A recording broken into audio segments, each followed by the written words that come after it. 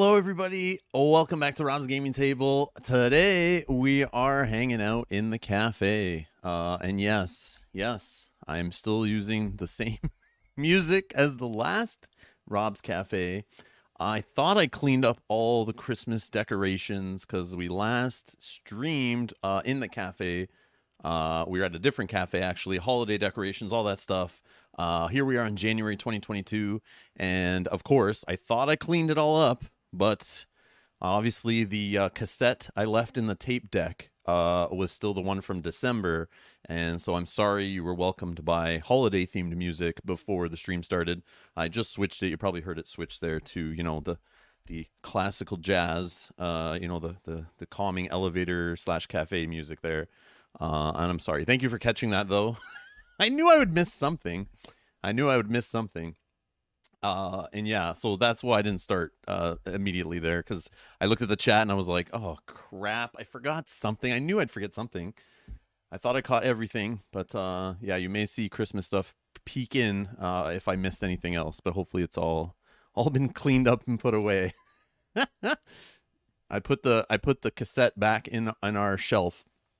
You know, in the little tray where all my cassettes are, I put it back in there, so we're good to go. You guys are funny. Wow, what a start for today. Awesome. So I've been looking forward to this. So today, I'm sure there's a few of you here.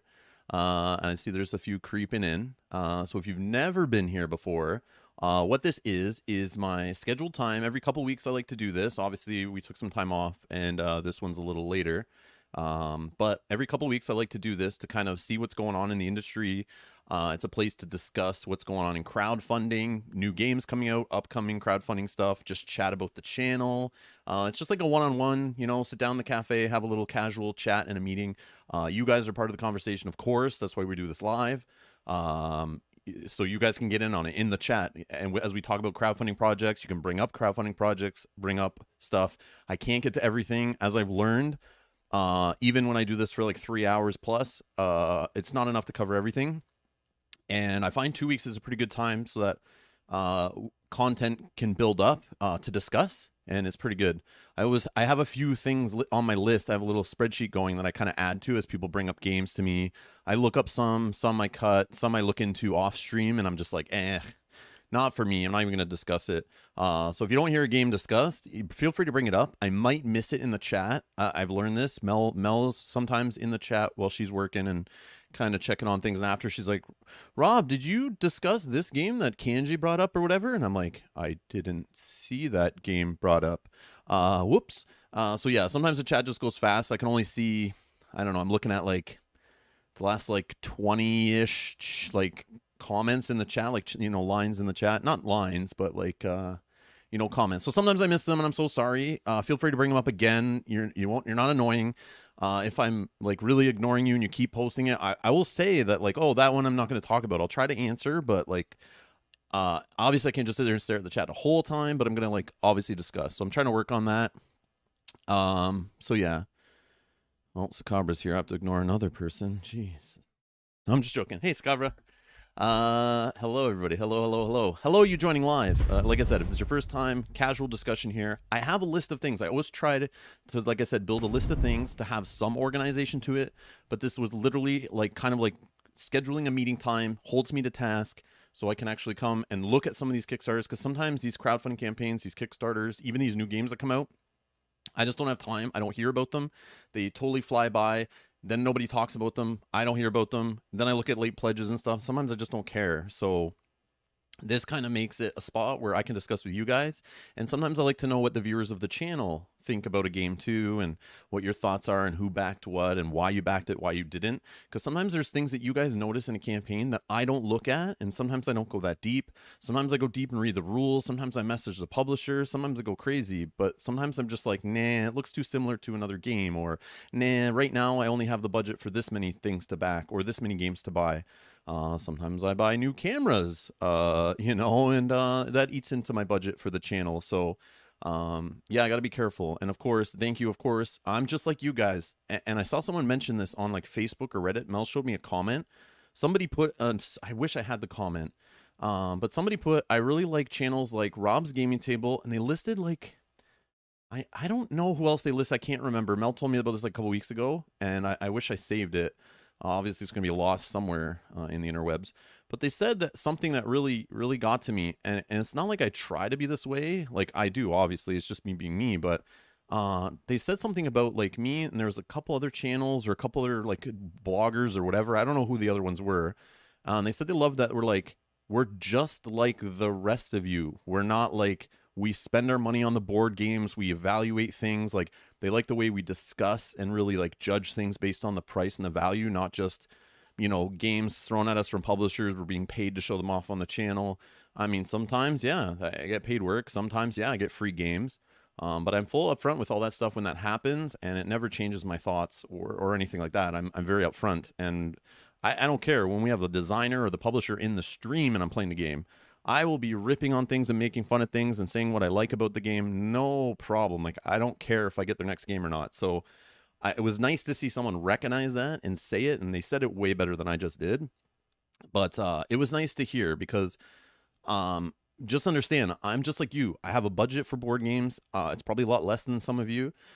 It's built from the people who back the channel, plus my own money, plus obviously my wife is involved. She works full time doing her job, and you know, she has a say in like what games we play on the channel. You guys have a say, our Patreons or YouTube members, that kind of stuff. That all goes into the channel, technology wise, game wise, all that stuff. So thank you.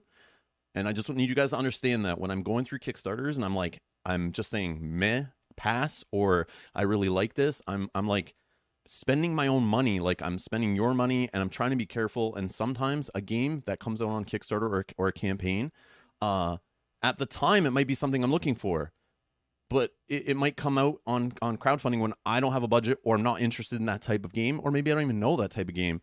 And then what happens, sometimes I play a game later that really wows me, and I'm like, oh, now I want games like that. And then I go find out, oh, that Kickstarter from last year is that type of game that I passed on. I didn't realize because I never played games like this before, or I never played a game from that designer or that publisher. So it's very subjective, all the stuff I'm going to say today, but I'm just trying to do a disclaimer, like flat out, to understand where I'm coming from. Make your own damn decisions. You can use my information, what I see, as just one data point in your thought process, your buying process, and all that stuff. I'm just here half for entertainment, half for educational kind of thing. Take it for what you will. But yeah, I'm just going to be flat out open, whatever. And that's what we're doing here. It's casual. And I have a list of things I want to talk about, a list of games I want to talk about on crowdfunding. We'll get to it. Just for those that are here and want to know when things are happening, we're going to talk about a little bit about Witcher Old World. There was an update. I want to talk about Astro Knights, which seems to be like a spiritual successor to Aeon's End, my like favorite deck builder. We're going to talk about Final Girl Series 2 a little tiny bit. And then the big one, the big elephant in the room everyone's talking about, the one we talked about in like the last two Rob's Cafes, when we were getting trickles of information, is the Marvel Zombies, a Zombicide game. We'll talk about that later. I'm like all over on that one. I have a few thoughts on it, and a discussion, and yeah, we can have a full discussion later on that one in the stream. We'll get there. When obviously more people show up and we can discuss it, with a wider audience kind of thing. So for now, we'll just go over some updates and that kind of stuff.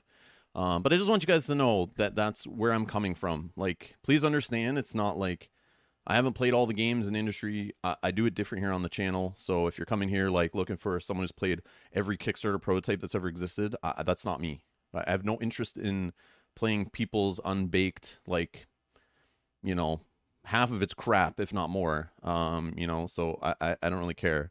That's where I'm at. So anyways, let's see.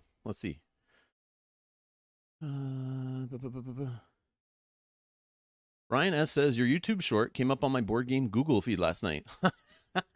Awesome, Brian. Yeah, so that's something I started doing lately. Somebody said that they want to see pictures of all of Mel. My wife does painting streams every now and then. She paints all the miniatures we play with on the channel that are painted.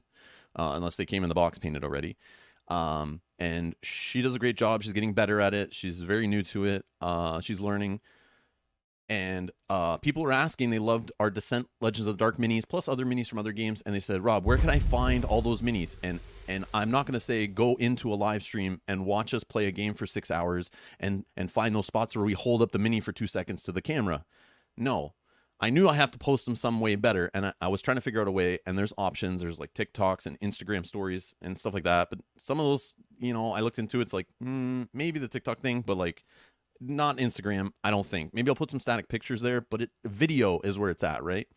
So YouTube has a kind of a 60-second vertical video, good for viewing on mobile. I thought, hey, let's try this out. So I got a camera set up to film vertically, and I filmed a bunch of Mel's Descent Legends of the Dark minis, all fully painted. I pulled out the box, filmed them all, spinning on a little spinner. They're like 35-second little videos showing all sides of the miniature up close, high definition. Actually, they're filmed in higher definition, but YouTube seems to scale it down. Son of a... Anyways, so I started posting some of those. I'll keep posting like one a day until I get through them all. But all the enemies, bosses, all that stuff that we played with in our full playthrough of Descent Legends of the Dark campaign, you'll be able to just go to a playlist on the channel or on your phone, go to our shorts section on the page, just scroll all the way down.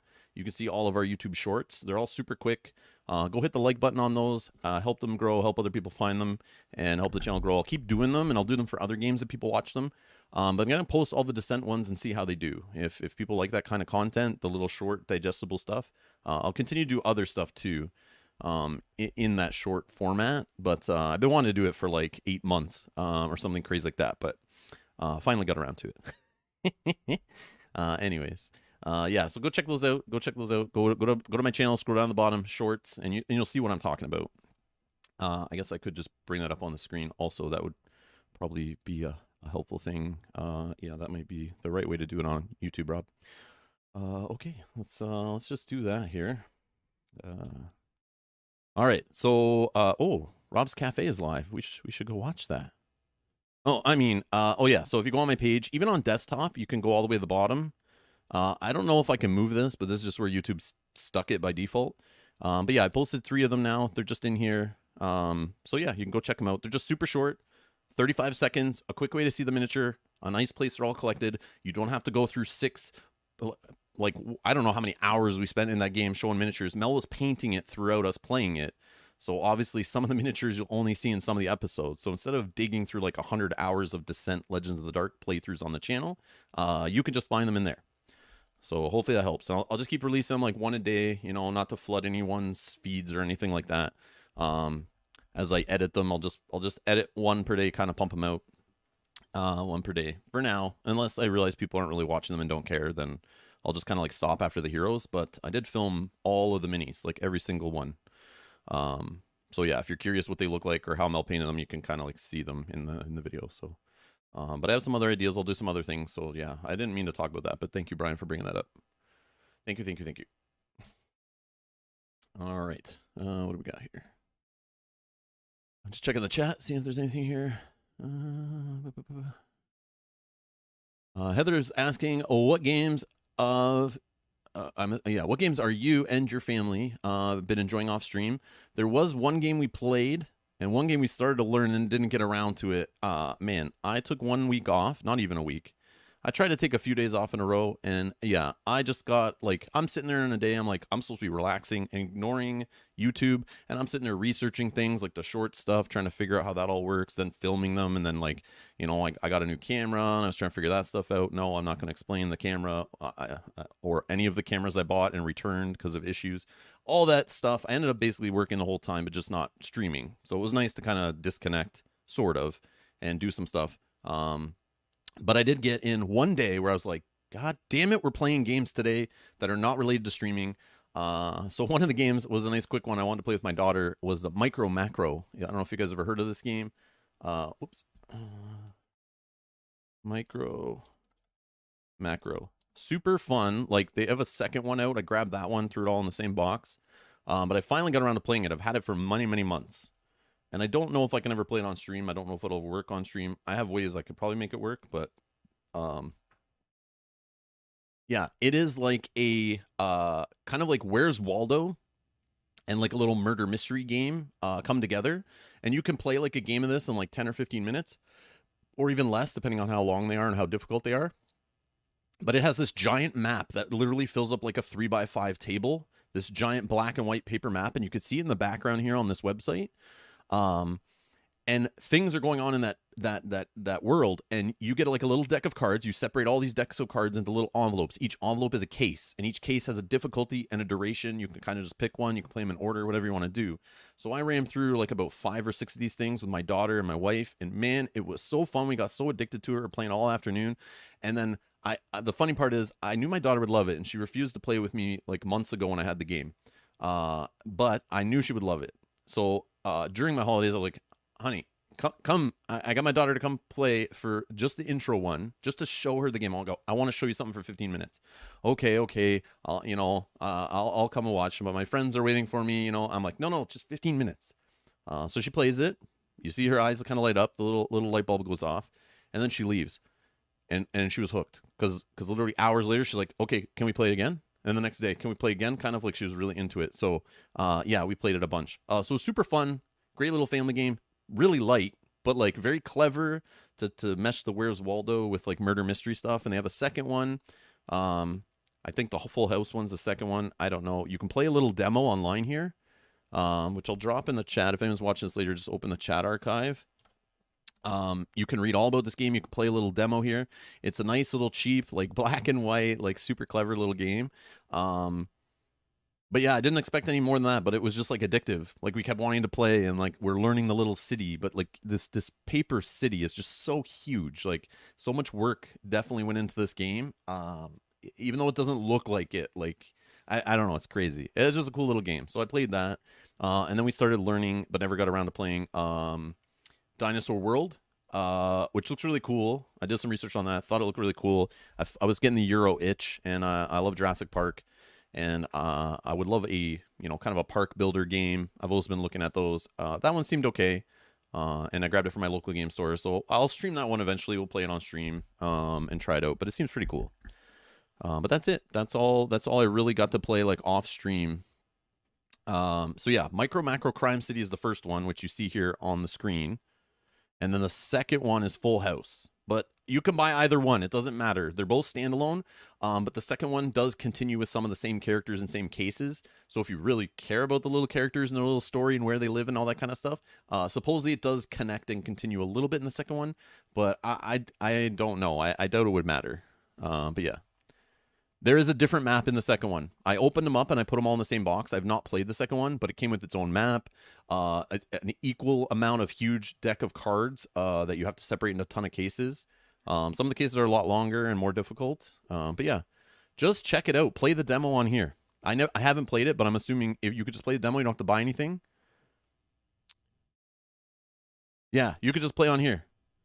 Just try it. Just try this game. Some people might be like, that's kind of lame, and it might not blow your mind. But like, to see my wife and daughter like quickly within, I learned the game within like a minute, it felt like, and then I taught it within 10 seconds, and they were like, we're hooked. We're all like hooked. And then even after it was over, I could see we were all kept like looking at the map and looking around at things. But this is just a small section of the map, I think. Yeah. This is just like a quarter of the map or something. This is not a lot. But yeah. I don't know what we're doing here, but anyways. Yeah, so play the demo. Play the demo. We'll discuss that other thing in a sec. Yeah, so it's just something cool. Yeah, that wasn't planned to bring up or anything either, but yes, good question. So yeah, that's what I can think of lately that comes to mind of what I played with family. That was fun. The Initiative Kanji is on my wish list at my local game store. It looks cool for the same reasons. A light, fun, clever little family game. And it's by like Corey, I can't remember how to say the last name, Knizia or whatever, who's made like a ton of games. He's been a designer at FFG for years. He left, made his own studio. That's one of his first games. We talked about that game on stream before. But it sold out at my local game store. So whenever it shows up again, maybe I'll grab a copy of that. But no urgency on that, of course. But it does look cool. For a super light, like fun little clever game. Because again, on the channel, I focus usually on medium to heavyweight games that take hours to learn, have novels for rule books, have FAQs that are even bigger, setups that take hours, gameplay that takes triple that many hours, in one session. They're like, you have to take a university course to play them sometimes, and to understand them. But sometimes it feels so nice to like go from standing there going, what do you guys want to do, to like finishing a game in 20 minutes from never even learning the game. Like, learn the game, finish the game, 20 minutes, feel like you did something, feel like you had a tabletop experience, feel like you had a social interaction with your family, had some fun. Sometimes it's nice to have to cleanse your palate, play a little party filler kind of lighter game. So it was kind of cool. But yeah, not usually what I go for, but sometimes it's just nice to do that. It just feels right. Those are the kind of games that used to hook people into the hobby to get them to play the bigger, crazier games. So they have their purpose. All right. Oh, I missed a super chat. I'm so sorry. I got rambling. I'm so sorry. Brian Van Beek, thank you for the super chat. I see it here. Can't ignore me if I super chat. Candyland rules. Oh, damn you. I didn't purposely ignore it, though. It's here in my notification thing. I just didn't get to that yet, but thank you, Mel, for bringing that up. But that would be hilarious if I actually forgot it. You would have thought I would purposely ignore you, and then but I can't ignore you. Yeah, so my bad on that. Candyland rules. Get the hell out of here. I've never banned someone who posted a super chat before, but I can try. Let me see here. Just kidding. Just kidding. All right. Jonathan Ray says, we just picked up Pandemic Legacy Season 0. Thanks to you guys. We are excited to start. Yeah, great game. Great game. That's a fun one. If you like Pandemic, or you're interested in that kind of cooperative, the game that made co-ops like blow up, Pandemic, that is a great little legacy campaign story kind of game to play through. It's fun. So fun.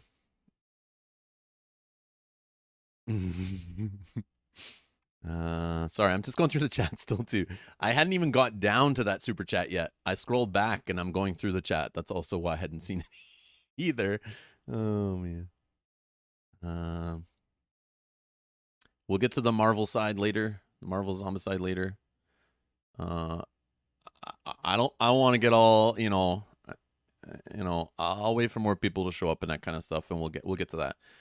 Just less repeating myself. I'm sure that's the big elephant in the room that I talked about earlier, that we've talked about on previous cafes before, about, Marvel Zombies, what we knew about it. I watched some live streams about it when they were teasing stuff. But I know the campaign launched recently. We'll talk about it a bit later. I just want to get through some other stuff first.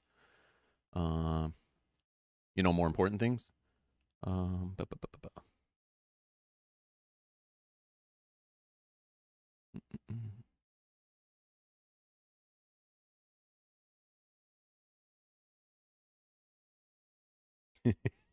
Yes, Brian. If I would have clicked on myself in that thing, I would have, yes. I would have opened up a rift in the space-time continuum. Yes, that's why I never click on my live streams while I'm live.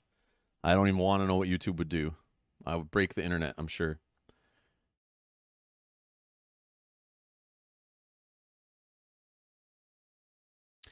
Yeah, you lol too much says, I appreciate the timing on one per day for the YouTube Shorts. I just don't know how that shows up in subscription fees and stuff for other people, right? Because like I can't tell, because it's my own channel, right? Like, I'm not subscribed myself. You can't do that, so I have no idea what it looks like.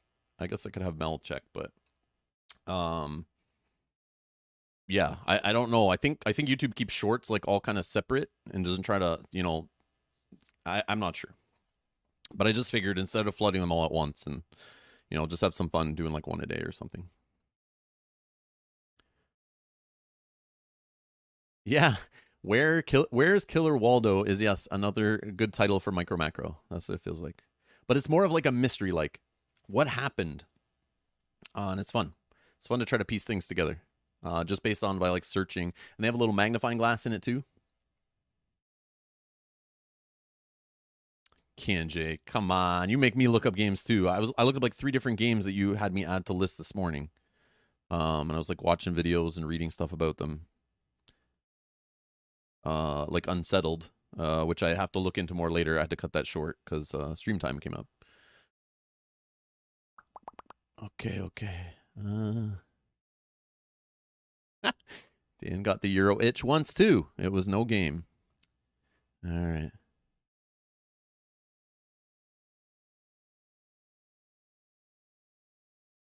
Yes, it was ironic, Brian. I'm sorry for missing your super chat. Oh my god. Thank you so much for the support, though. I appreciate it.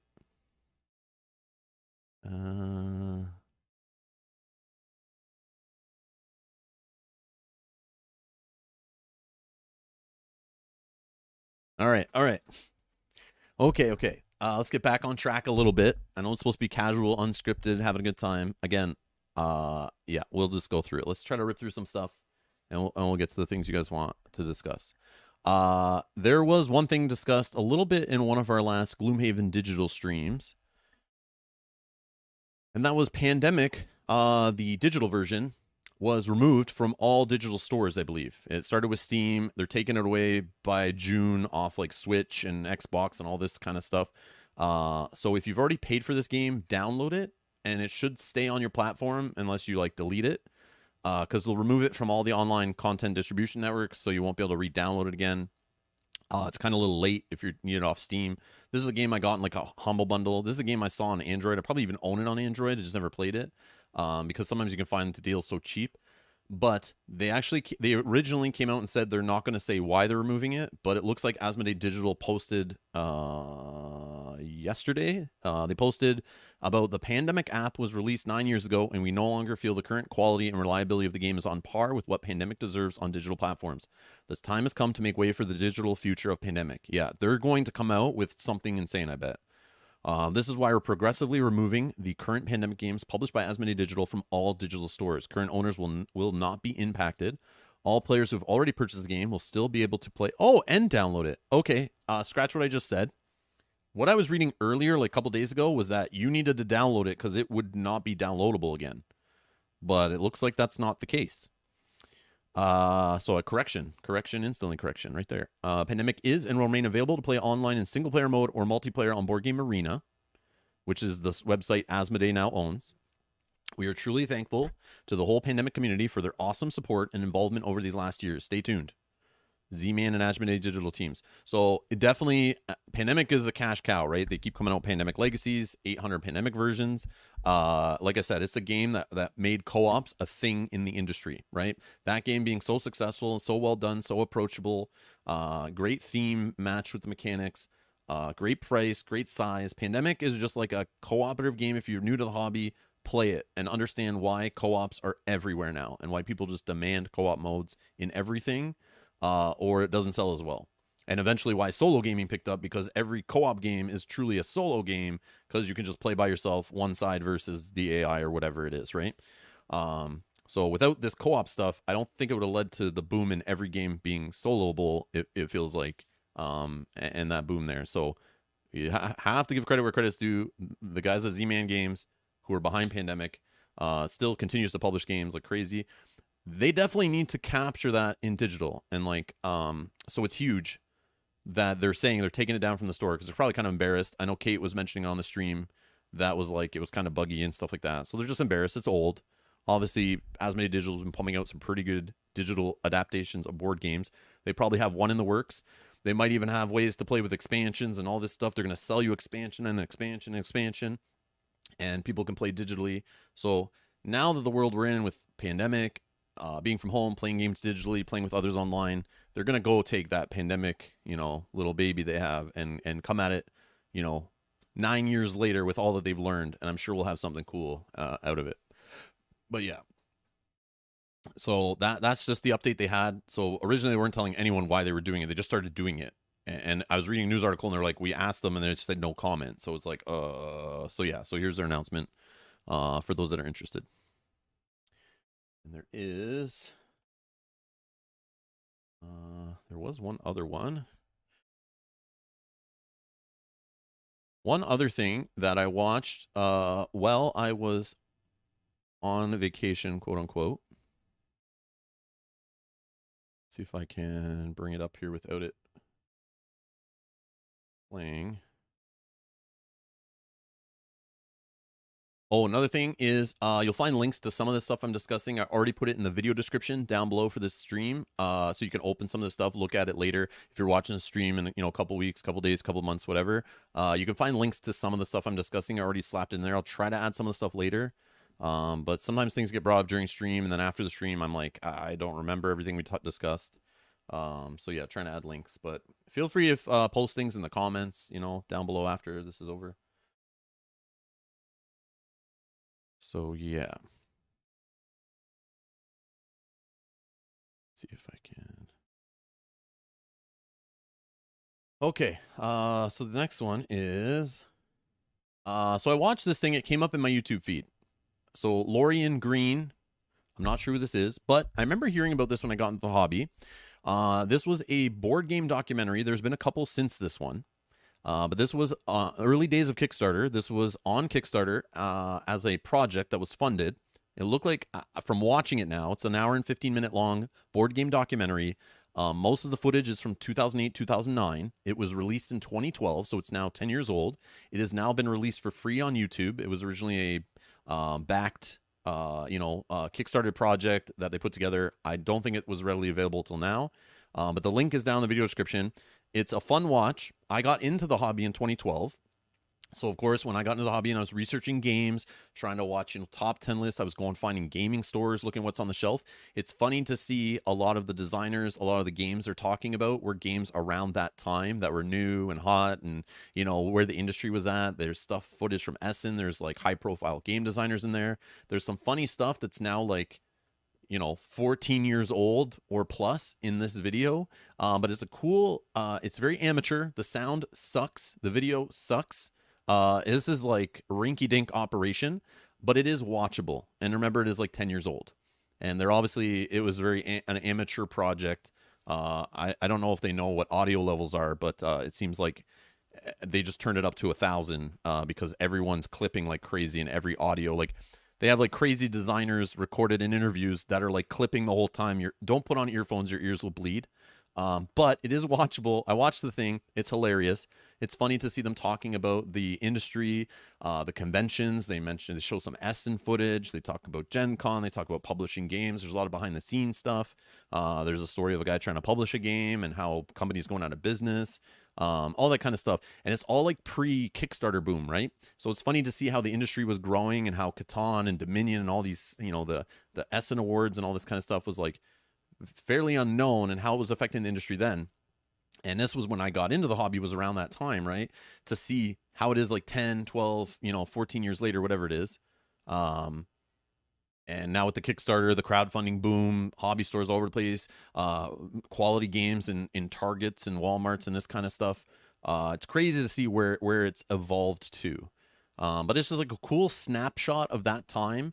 And if you're new to the hobby and want a little history lesson, it's kind of funny for that. If you're in the hobby throughout this time, it's just a nostalgia trip, which is super funny. So yeah, just go. It's free now. It's on YouTube. It's an hour and like 15 minutes. There's a trailer from 10 years ago, but it's right here. Going Cardboard, a board game documentary. And it's on this channel. The link is in the video description down below. But it's right here. And let's see, I mute it here. But yeah, it's just like a documentary, interviewing store owners. Oh, now we're gonna get ads. So yeah, that's the deal there. So I just want to bring that up for anyone that didn't know about that. It's now on YouTube. Came out of a couple months ago, popped up in my feed. So I added it to my watch later list, and yeah. So I appreciate that, YouTube, for showing me that one. It's kind of funny. I just want to bring that to someone's attention if they never heard of it, never saw it. It's available now. And I think that's the director of it, their YouTube channel that it's on, that you'll find it. So that's how I know it's like an okay thing that I'm sharing it, not someone pirated it or something.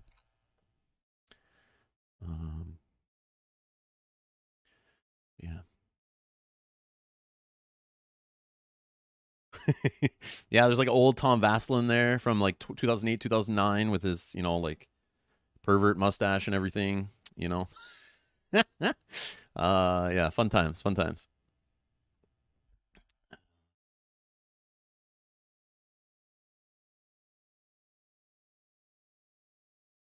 Yeah, there's some cool gems. There was a cool scene in that documentary where Corey Knezia or whoever, that designer, I'm saying the last name probably wrong, but again, he was at FFG's, made some of the greatest games that we've played, some of the best games in the hobby in my opinion. And it was funny to see him being interviewed and talking about conventions and how friendly the hobby is, and mentioning, he's like, yeah, we were at Gen Con or something, or Origins, I don't know which convention, but he said Z-Man Games was right next to us, next to our booth. Even though we're in direct competition, we totally say hi and, chat and talk about things. And it's funny, fast forward, a handful of years, like, I don't know when that was, 2015, 2016 or something.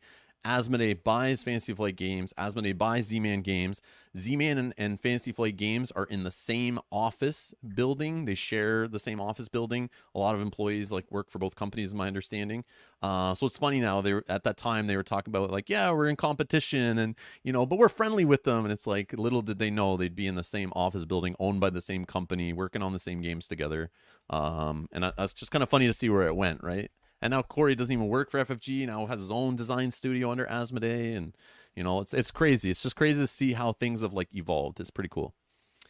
Tris Taylor, thank you so much for subscribing. Thank you. Also, I missed Dalton earlier. Sorry. Thank you for subscribing. Thank you so much for subscribing to the channel. Welcome.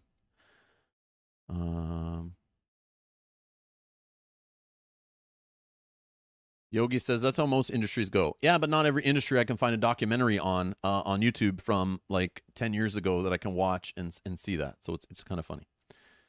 But yeah, thanks for your insightful comment. Thanks, Captain Obvious. No, I'm just joking. Thanks, Yogi. But yeah, it's just funny. Again, only if you care about that time, go watch it. It's not like mind-blowing or anything, because I've seen a few documentaries like that about board gaming. But obviously, I'm in the hobby. It's a fun little watch.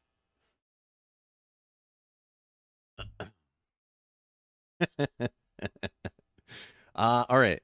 So the next thing I want to bring up before we start talking about crowdfunding campaigns and stuff, and the hobby in general, this was a Reddit post that I added to my little sheet to talk about on a Rob's Cafe when we didn't have much else to discuss, because I know there's some months in the year where there's no real Kickstarters or crowdfunding campaigns or topics to really talk about, but I wanted to keep it so I have some stuff in the back pocket that we can just chat about on stream to fill some time. But this one I feel I read it again today and I'm like, no, I need to talk about this today.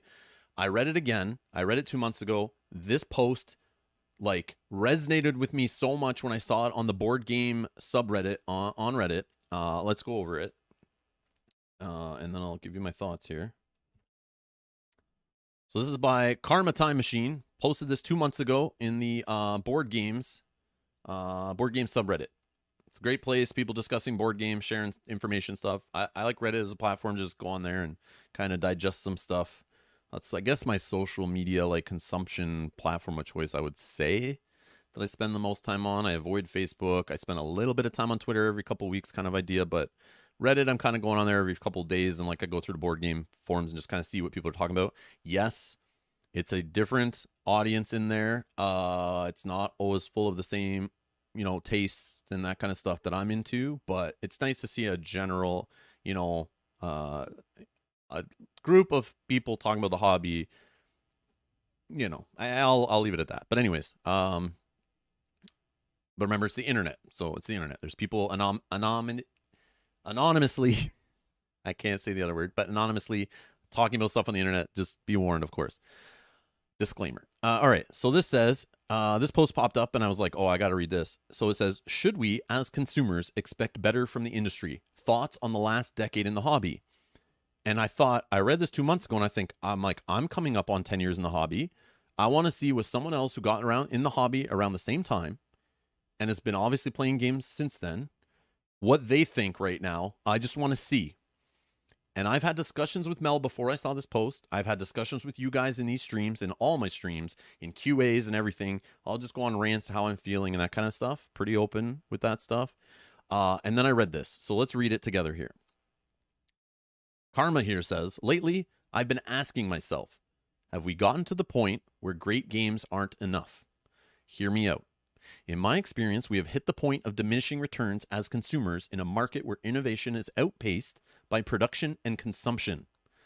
And the reason why this resonated with me, because he's wording it and summing up a lot of things I feel that I can't articulate.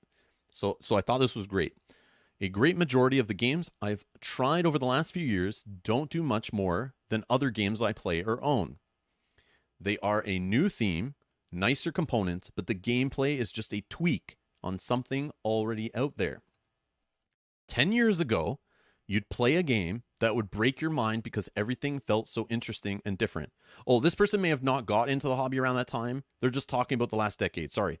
That I should state that I'm not 100% sure if they got in around the same time, but just the fact they were talking about the last decade since I've been in the hobby, that's why I kind of resonate. I want to see, So anyways, 10 years ago, you'd play a game that would break your mind because everything felt so interesting and different.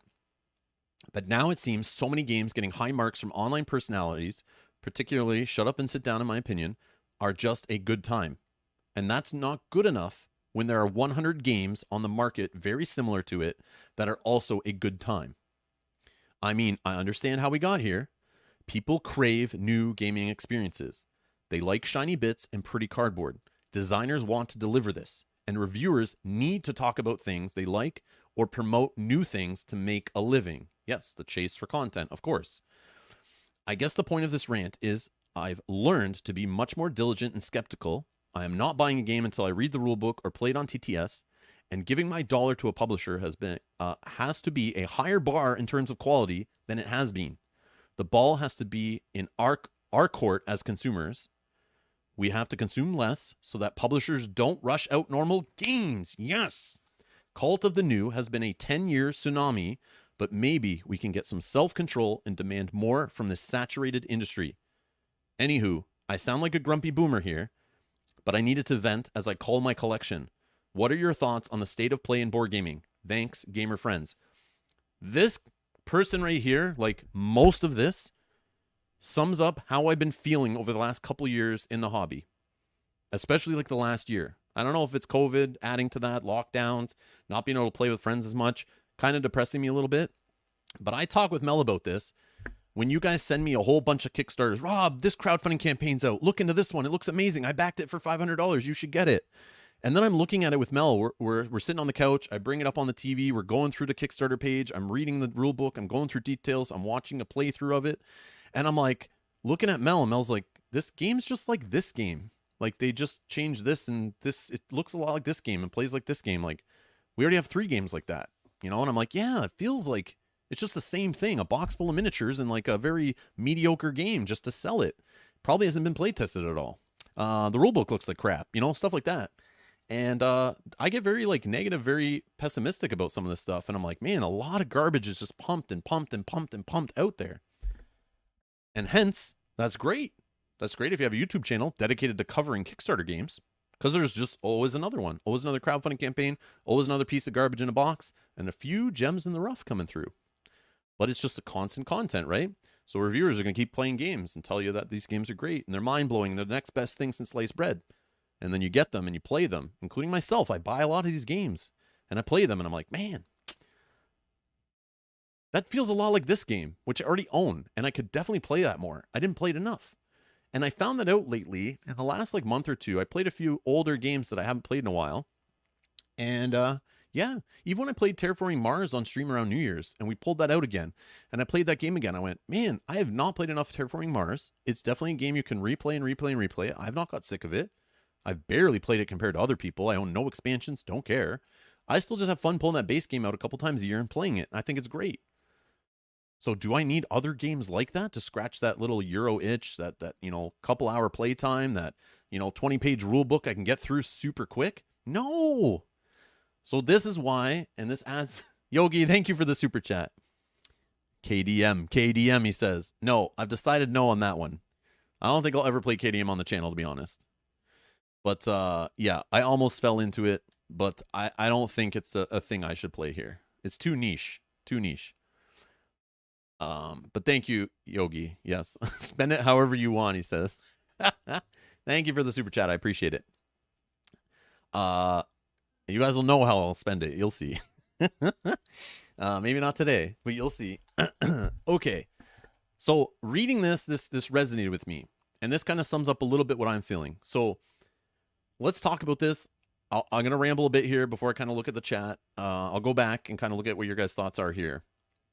And understand this, I'm in a different spot than maybe you are in the hobby, right? If you're new to the hobby, which I was at one time, I can remember that. It wasn't that long ago. I remember getting into the hobby, exploring this hobby, finding new games, trying to build, going on other people's lists, find games to fill my collection with every type of mechanic, every style of game, long games, short games, light games, heavy games, fantasy games, space games, party games, deduction games, dexterity games, all this stuff. I wanted the best of everything. So I had this beautiful library I built up. So no matter who showed up, out of the 30 plus people I used to have in my gaming group that would come over and play different games, from non-gamers to heavy gamers, I was trying to build a collection of a little bit of everything. So it was very addicting. And this is a whole other discussion we'll have in another stream about the whole side of the hobby of just collecting and not playing. That's a huge thing. I have some thoughts on that, but like, understand if you're a collector and you just love filling shelves and you want to build out a collection, yeah, you might get some hurt feelings here, but I was not trying to do that. I was trying to just build a collection and kind of stop or slow down at some point and just have a beautiful collection of quality games. So if I was in the mood for a deck builder, or I had a group show up that needed a party game, or I was going to a family's house over the holidays, I had a couple games to bring every time. We're good. Because I'll never play a single game too much, usually, because I'm always on to the next one or playing a different one. So the idea was build a variety, and I was spending a lot of money on collecting this stuff, a lot of money on getting these games and building this collection. And at some point I went, wait a second. I kind of have enough games like this already. Why do they keep coming out with more? Everyone knows this game or that game won awards. It's like the best version of that game. Why is everyone copying it and making mediocre versions of that game? Like, I don't get it. Like, it's so weird. But you have to understand, I've been in the hobby for like 10 years now, which maybe is not a long time compared to some of you, of course. But when you're getting in the hobby, there's that addiction, that hit of new experience and being wowed, and that dopamine hit of, oh my God, I got a new game. Oh, wow, I tried deck building. Oh, I tried worker placement. This is super fun. Wow, I tried a game that puts both of them in it. Wow, this is crazy. So I need another one. I need another one. Oh, this game's beautiful art. Oh, this game has better art. This game has better minis. This game has even better minis. And then at some point you just get to the point where you're like, and this is diminishing returns that's brought up here, where it's like, you're opening these games and you're not getting wowed anymore. And that just happens in anything, right? When you binge enough shows, you watch enough TV, you learn about, like, you know, that kind of stuff. A lot of less of those shows are going to wow you. The twists aren't going to really do it for you. The acting, you know, like, they just keep pumping out shows and movies, but like a lot of them just copy the same things because you kind of run out of ideas, right? It's just consumption. It's consumption, right? But yeah, it's crazy. So seeing this little write-up here was crazy. I want to know your guys' thoughts on it. You can read the thoughts on this link. If you go search this up, I don't think I linked it here. I'll link it right here in the chat. So if you're watching this later or right now, you want to go to it, I'll just put the link in the live chat. So if you want to read this, you know, get in on the conversation. Again, it's 2 months old. That's the problem. So we'll just discuss it here. But yeah, it's just interesting. And this is what I'm kind of feeling is like, oh man. So there is a part here where it's talking about, I mean, I understand how we got here. People crave new gaming experiences. They like shiny bits and pretty cardboard. Designers want to deliver this, and reviewers need to talk about things they like or promote new things to make a living. And this is true. This is true. Yeah, rewatching old shows, I do that a lot, actually. And that Daniel, that relates to what I'm trying to get at. I lost my train of thought there, but that makes so much sense. So what I learned and why I was trying to hit on that playing existing games, like I can go pull out Scythe again, one of my favorite games, and I know I will love Scythe. I know I have expansions for Scythe that I've barely played. I have factions in Scythe I barely played. I have gamers that I know will play Scythe when I want to play Scythe, and there's no COVID lockdown issues, virus outbreaks and all that stuff. But I know there's gamers I can definitely go play that or play Root or whatever, these games. Game of Thrones, a board game. These games that I've, you know, we play like once a year, twice a year kind of thing. I can still play those. I don't need more. Like, you know what I mean? It's crazy. So just like watching shows, you know, they keep pumping out shows. A lot of them are garbage. Eventually there's some cool ones that come out that fit your taste or are done really well, but you can always go back, and sometimes those old ones still hold weight. They still satisfy that same fun experience you had the first time. So yes, this whole consumerism, collecting, just buying to buy, just filling up Kalaxes is crazy. But yeah, it's just, I don't know if it's just me, but like this person said the exact same thing I was thinking, was like, man, every time someone mentions a new game, less and less, I'm like, man, this game looks amazing. I'm just kind of like, oh, that just looks like that game. Like, who cares? I already have 4 of those in my collection. Who cares? So that's why you kind of see over time on the channel, I went from like super excited about everything I researched and really dug into and I found it was awesome, I'm playing less and less different games on the channel. I'm pretty sure. I feel like I've kind of slowed down a little bit. And I'm just having fun binging the games I love. Like I love playing. We're playing through Sword and Sorcery right now. I like that system. I love those games. I'm glad we're still playing some of that. I'm still playing that. I'm not on to the 67th fantasy dungeon crawler that's come on Kickstarter this year. You know what I mean? That's another Kickstarter one. It's just another one of those, but I found it. I had fun with it. I still have fun with it. I don't know. I don't know. It's weird. It's weird. But again, because I'm on YouTube and because I'm making content, yes, I have to move on to the new things sometimes. I have to try new stuff. People are asking for it. I can see what people watch on the channel. I can see what they continue to watch. There are games 5 years ago that would get lots of views. I play those games now, or I go look at the videos. No one's really watching them. Makes sense. They've moved on to other things. But I'm still on the hunt to find all the great games. And yes, new games can come out and replace those great games. New games can come out and do better job at making the game great than some of those games that were crappy or good and just were okay, you know? So I'm still looking for the perfect game. It doesn't exist because it totally depends on my mood, my budget, who I'm playing with, my play group, how I'm feeling that day. Who even knows, right? There's so many different things that go into it. But I have a collection, and I'm sure a lot of you do, of a lot of amazing games.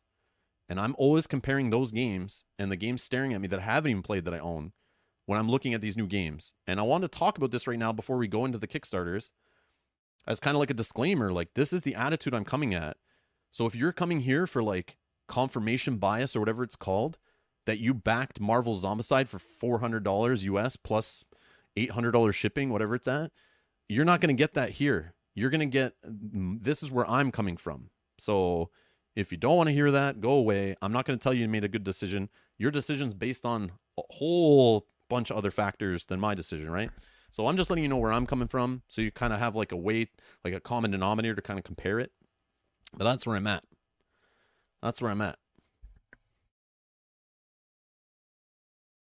But yeah, so I don't know. I don't know. This is just, I'm kind of rambling and ranting here, but this was a cool read. It kind of summed up a few things that were bugging me in the way I was thinking. But yeah, let's see what you guys are saying in the chat. I'm curious.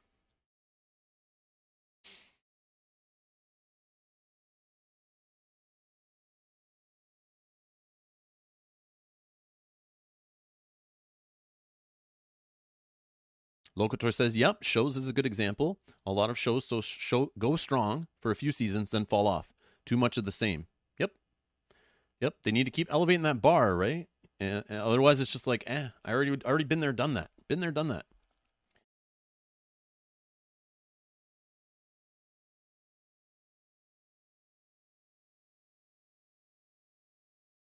Yogi says, I skimmed it while you were talking, and yes, I basically do that. Can't justify buying shiny new things that is identical to a game I already have. Yep.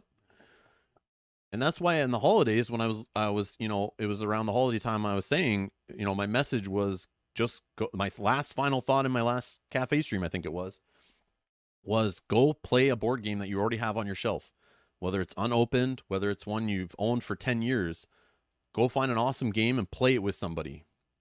Play it with family, take it over to family's house, play it with non-gamers, play it with existing gamers, play it with whoever. But it's the way I'm feeling. And when I sit here and look at these crowdfunding campaigns, I'm like, just rolling my eyes, man. It's like, come on. Like, but I have to understand, this is my perspective from me filling my collection and my budget and what I already own and what I still have to play and what I want to play and what I feel like playing.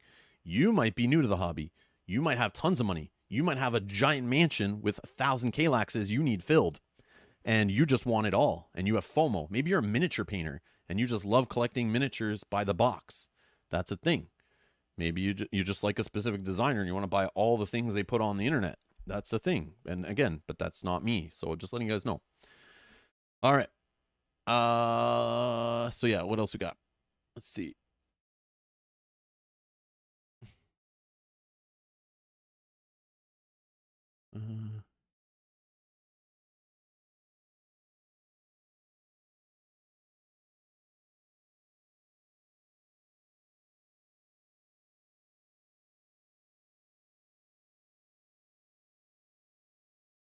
So yeah, okay. Stacy says something here. Here's the thing, though. For new people to the hobby, we need these because old games aren't republished, right? Where else would we go? 100%.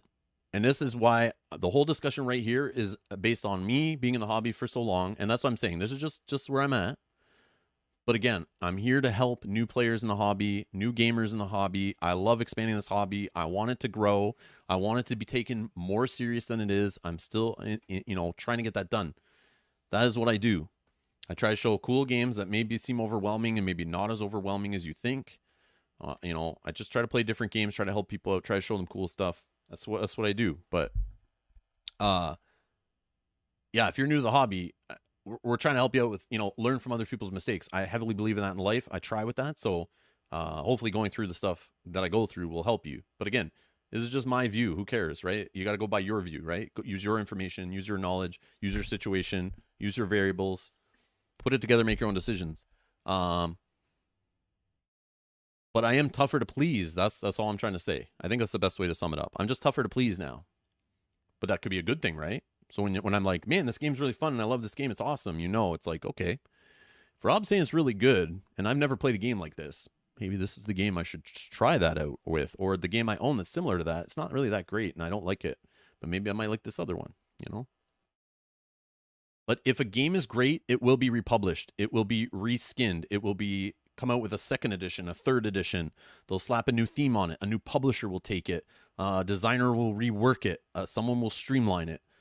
There is always great games on the shelf at your local game store, or coming out on crowdfunding. There's some kind of game that you can find, but I mean, they're out there.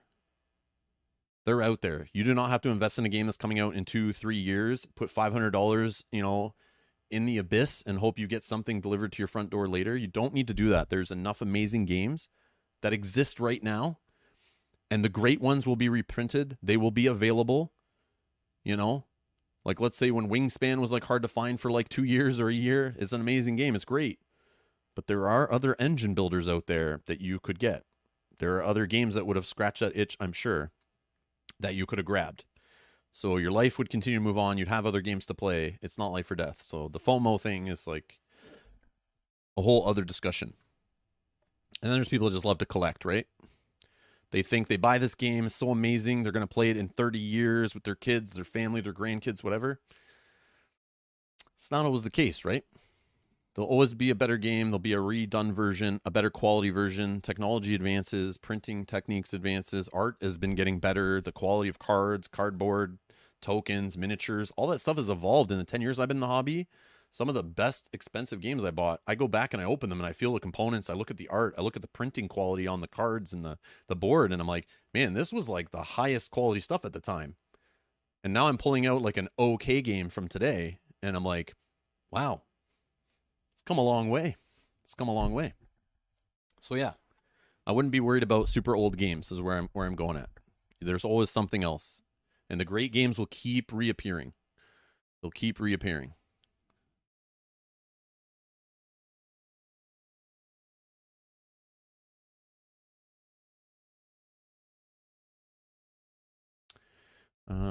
Let's see.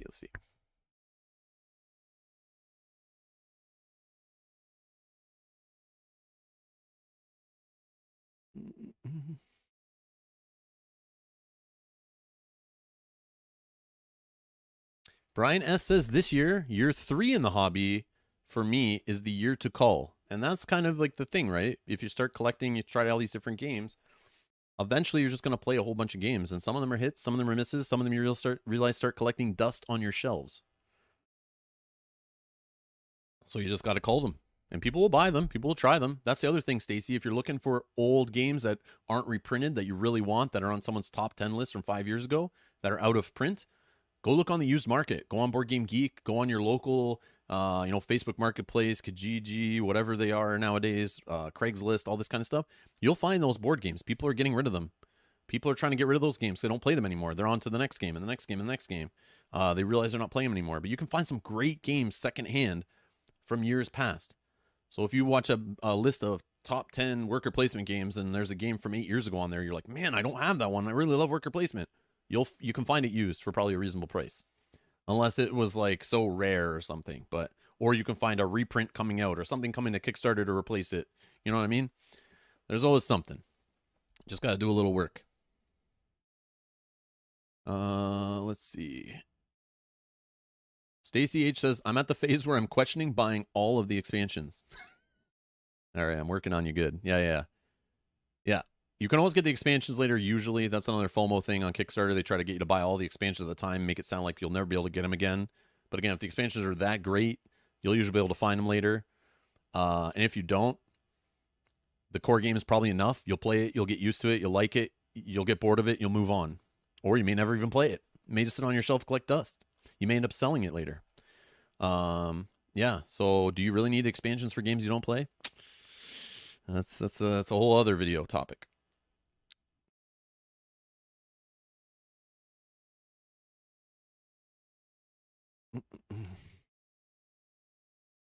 Locator says, I'm addicted to buying Kalaxes, and I need something to put in them. Oh, man.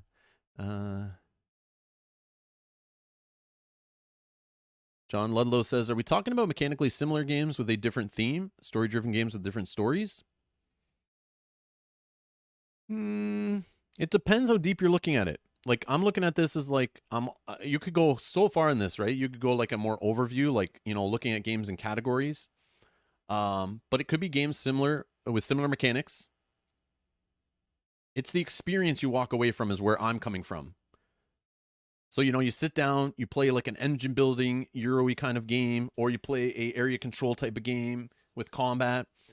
You know, you might come out with the same experience. You play another area control game with combat, and you're like, okay, cool. And then you find out your friend only wants to play one of those, and then you see 6 more come to Kickstarter this year, and you're like, but those kind of are the same thing. Just because you throw one extra mechanic in or use a different artist or switch the theme is like, do you need another version of that kind of game on your shelf? You know what I mean? This is just, it's the question I have every time I look at something.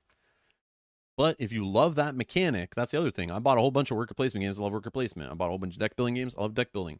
I buy games with miniatures and I love playing with miniatures on the board. I think it's great. You know? Love games with poker chips and neoprene in them for something. I didn't think that would be a thing, but I like those kind of games too. And I'll keep buying games that have those things in them just because I love it. So dual layer cardboard makes me look at a game now, you know, that they're taking it seriously, that they're putting the investment in to put that component in the box. So I start looking at the game a little different and thinking it could replace the game in my collection. You know, these little weird things, like they come up. This topic could go on forever. It's crazy. But it's something that interests me. Something that I feel very passionate about. And I was trying to understand more. But yeah, I want to see more of the chat. What are you guys saying in here? Even bring this up.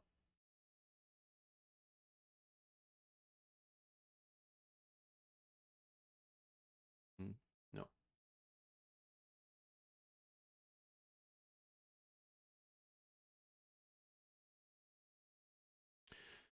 Okay, let's see.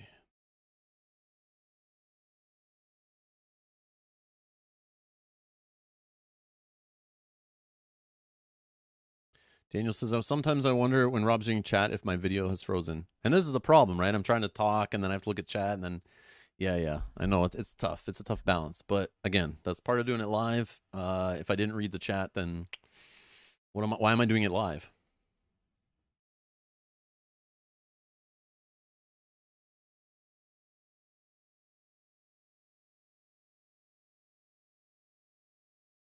Stacey says, I highly value your opinion. I appreciate that, but please understand, like, if we're very similar, you know, like, we have the same variables when you come into the equation of buying a game, like, do I have room for it? Do I have the players for it? Will I play it? Do I have money for this right now? You know, do I already have these games in my collection? Do I play those games? Do I like these mechanics? Do I like this designer? Do I like this publisher? All these kind of things come into the equation, right? And if we're in a similar state, then yeah, you can value my opinion higher, you know, maybe based on my experience. But again, like, I have different tastes and, you know, like different things. But as long as I try to be upfront with that as best as I can sometimes, like, you can put that together and kind of use that and then compare it to your taste and what you're looking for, you know?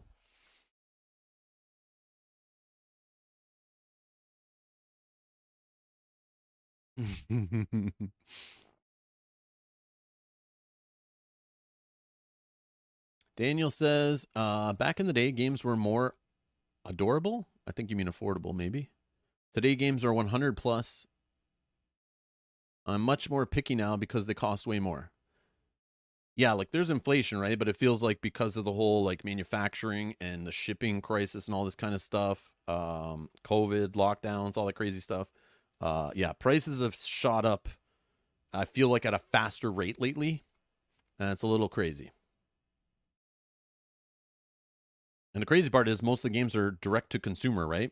So they're cutting out a lot of the middlemen, but that's like the most expensive way to buy board games. It's crazy. Like that doesn't make sense to me either.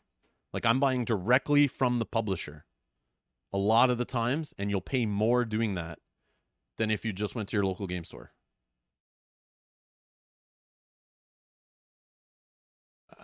Something's wrong there. Something is so wrong there. And I don't know. Something's very wrong there.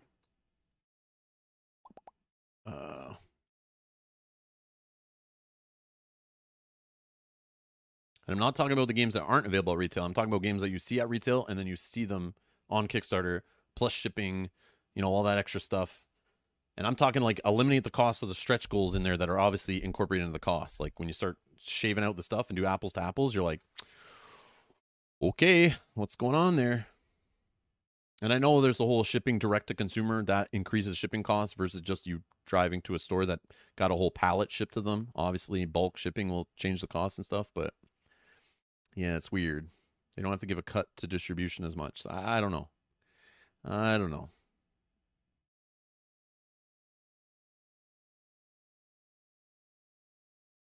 John Ludlow says, personally, I just like to try out new games. Yeah, I love trying out new games too, obviously. Then wondering where the hell do I store it? Yep. Understood. You can start using your garbage can for some games that you realize just maybe were a waste of time, or using like an app where you can take a picture and sell it online. You can store it at someone else's house that way. That's another thing you can do.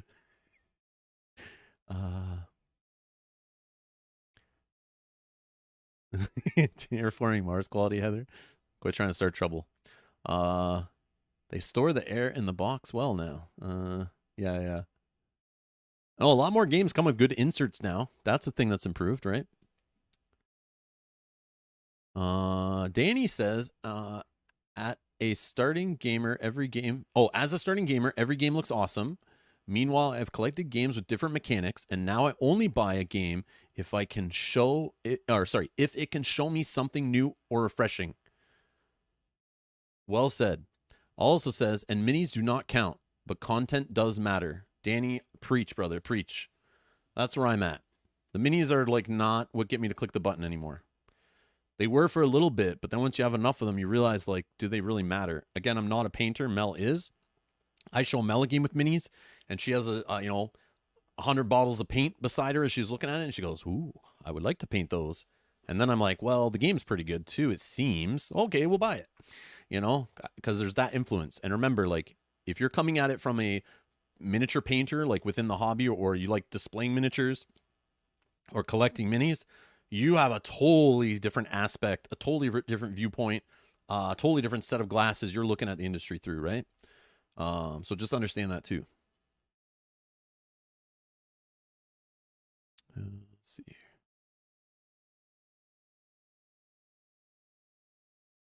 Oh, I stand so still. Oh, Daniel's saying, it looks like the stream's not working because I stand so still.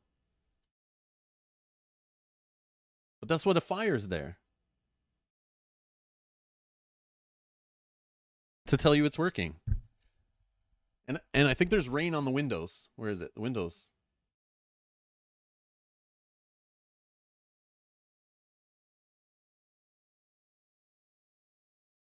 But yeah. So I don't know, Daniel. I'm not sure. I don't think that the stream is freezing. Maybe it's your internet is having some issues. I don't know. Anyways, just kidding. Just trolling. All right. I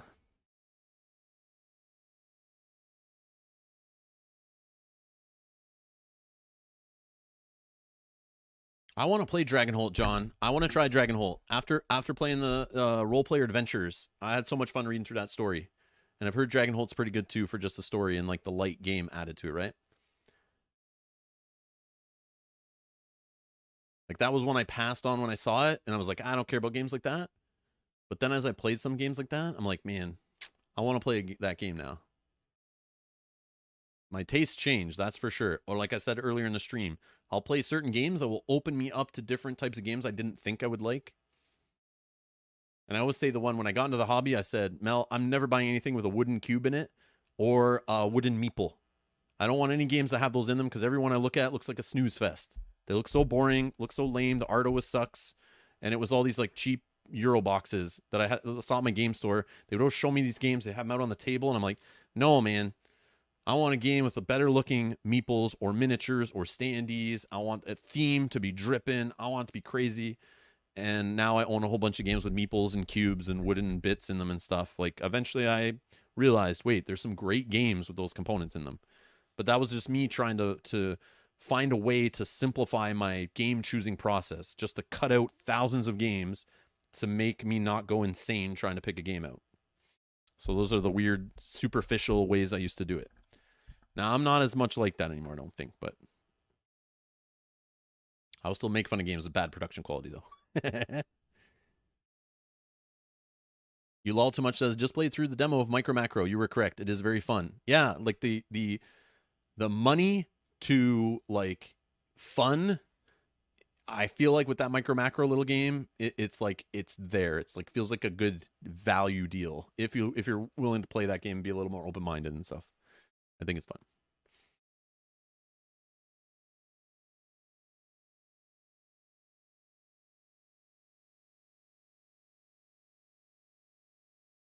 And Kanji says, I value your thoughts and opinions. We, for the most part, like the same type of games, but we are in different stages of being in the hobby. So some things I agree with and some things I don't. And that's exactly what I was trying to emphasize there earlier was like, please understand like where I'm at and my tastes. And I'm trying to be upfront about it so you guys know when I come into a Kickstarter and I'm like, no. This is not what I want right now. It's because I already have games like that or I'm not interested in those games right now. But it may be the best game for you to buy right now. Please understand that. I don't go by what I'm saying. You know what I mean? Like you can't 100%. You just use it as some of your information in your decision process. And please, like sometimes like I'm like trashing on a game, but it's like, it might be your best game. It might be the perfect game. The theme, the design might be from a designer who likes games that you like. And that's why they're designing that game. So yeah, like I hope what I show you, even if I'm down on a game or up on a game, it helps you buy a game or not buy a game. Like that's what I'm trying to do is just throw more information into the pool. That's all of your decision process.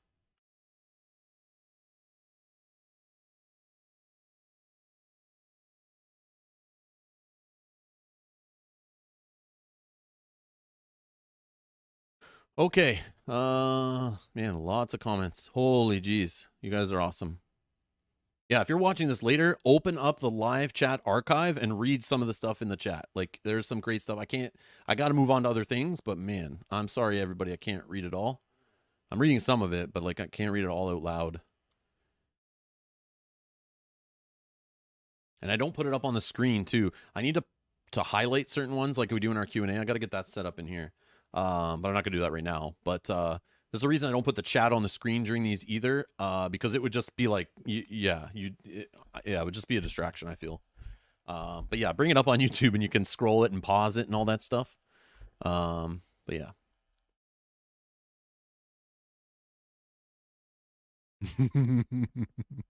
Yes, Daniel, like hostage negotiator with the simple wooden meeples. Yes.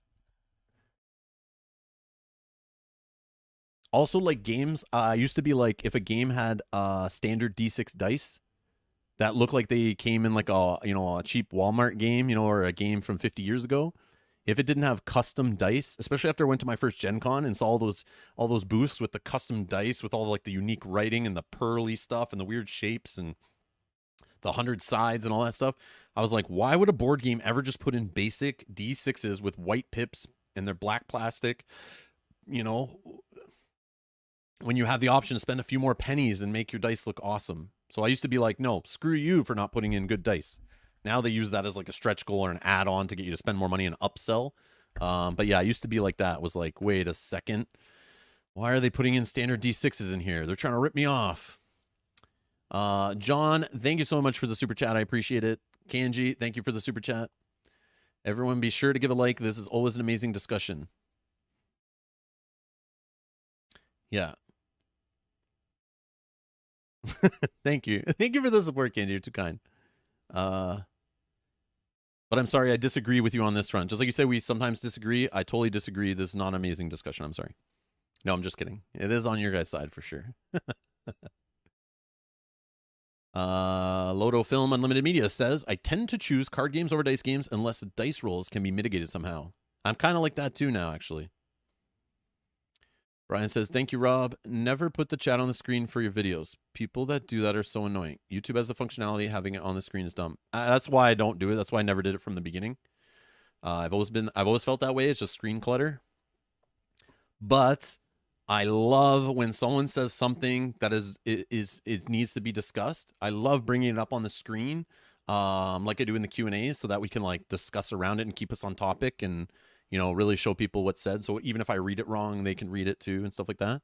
But yeah, I keep the chat archive on, so most videos should save the archive after. But I did notice for a while YouTube unclicked that automatically, so I had to like keep clicking it, but now it's like saves it. I think it was just a bug for a bit. Okay. So, yeah, I could go on and on about this whole topic, but I just wanted that to understand where I'm coming from a little bit as we look through these games. Okay. So we got Witcher, The Old World. I backed this. I don't remember what I backed it at, but Board Game Oracle. I'm going to go to Canada. This is boardgameoracle.com. Sometimes it's just a good way to see what the prices of games are going for. Witcher. This one. All right. So some prices are showing up here in some Canadian stores. It's really only two of them. 401 Games in Hobbiesville. I could probably switch to US, and we could see some in the US. No prices available in US. Okay, never mind. Anyways, so when I backed this game, I don't know what I backed it for. I can probably find that. I'm probably logged in on this other one here. Hold on.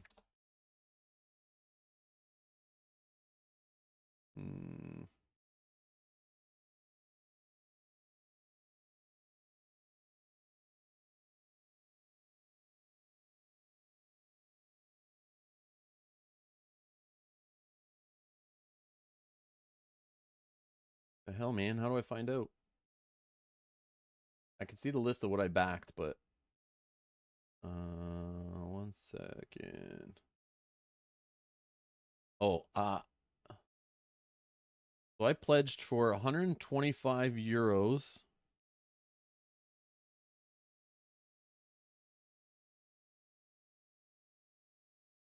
So I spent like 176 Canadian, and that was just for the pledge. No shipping yet. This was just on Kickstarter. Basic pledge. Obviously, stretch goals are in this price because now when I look at the retail box, it's going to be an $87 Canadian game. A deluxe edition, 183 Canadian. Okay, so I'm probably getting the deluxe edition, right? So that's not apples to apples. But then it comes in this question like, do I need all that extra crap? Should I just have waited for retail to play the retail version of the game, play it 4 or 5 times, get bored of it, you know, my gaming group to get bored of it. You guys don't care about it. I move on to another game. No big deal. I kind of looking at this and seeing that I could have only spent $87 with no shipping because I can drive to this store.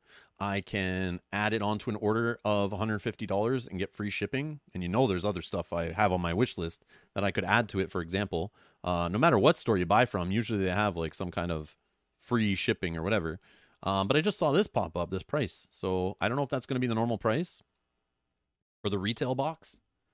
But yeah, I'm curious now when I get this game, which we'll talk about right here.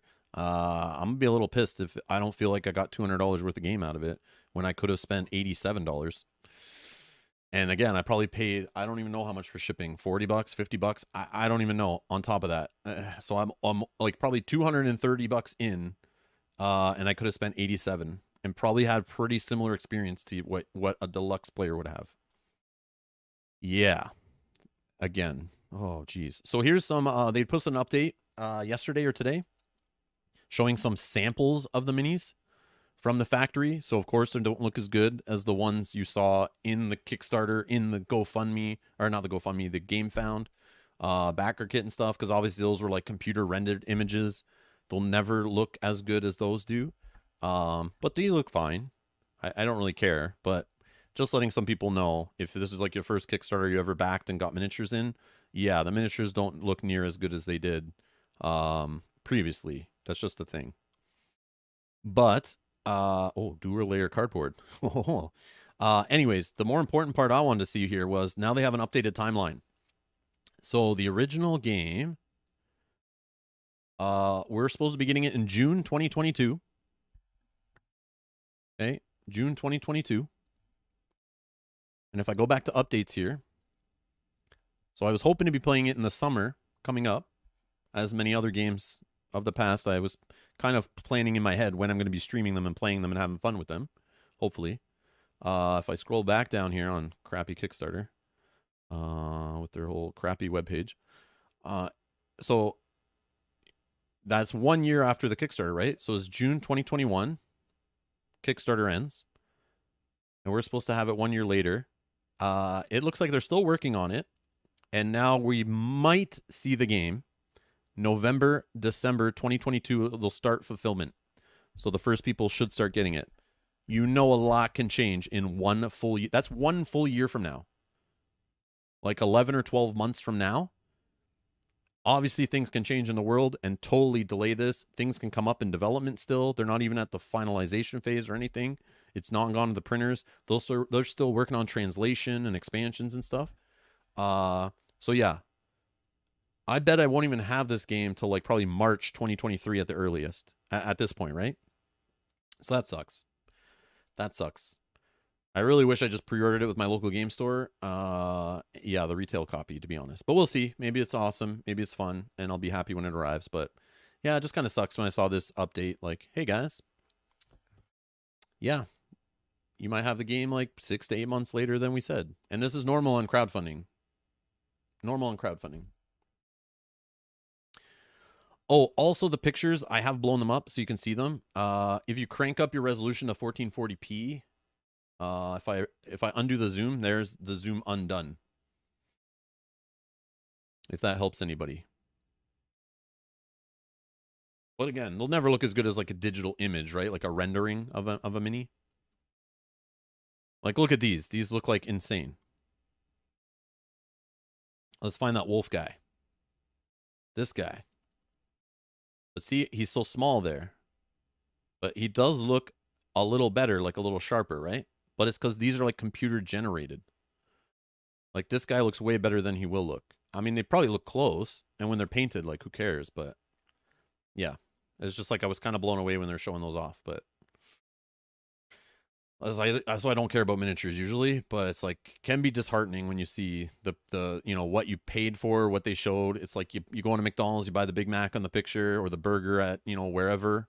You see the picture in the marketing images. I've been there actually at some of the companies I'm at, watching them put together these fake, perfectly done food to take pictures of to put them on digital menu boards and stuff. It's crazy how different it is from the actual food you get. So yeah, it's just a thing. It's a thing in business.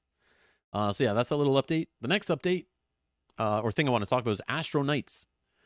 So for anyone who doesn't know, this was brought up recently to me. I knew about this. This is it seems like a spiritual successor to Aeon's End. I don't think I read this over in the last cafe, but there's an updated Kickstarter date I wanted to bring up. So for anyone who doesn't know, Astro Knights is being published by Indie Boards and Cards, the same guys that do Aeon's End, the game we play on the channel, like my favorite deck building game.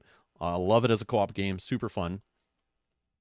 Astro Knights, now if you know Aeon's End, close your eyes. I'm going to read the description of this game to you. Astro Knights, tell me if anything feels similar. Astro Knights is a cooperative deck building game where your deck is never shuffled. Your goal is to defeat the boss before it destroys your team or the home world you're defending. Each round, The players and the boss will take turns in a random order. During a player's turn, they will be able to acquire fuel, tech, and weapons from the supply, equip, and attack with those weapons based on the number of slots they have. Gain new slots, power up, or use their special ability. All 4 of the bosses in this game have their own decks and abilities and will require a different strategy to be defeated.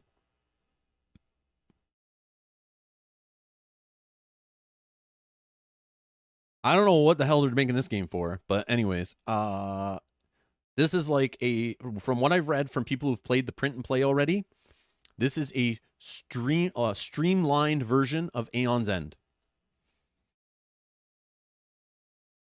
I don't know why we need it, but maybe someone new to the hobby or doesn't own anything Aeon's End, maybe you want to wait for Astro Knights and get this instead. We'll know more. Where's the link? Sorry, one sec. I thought I had it open.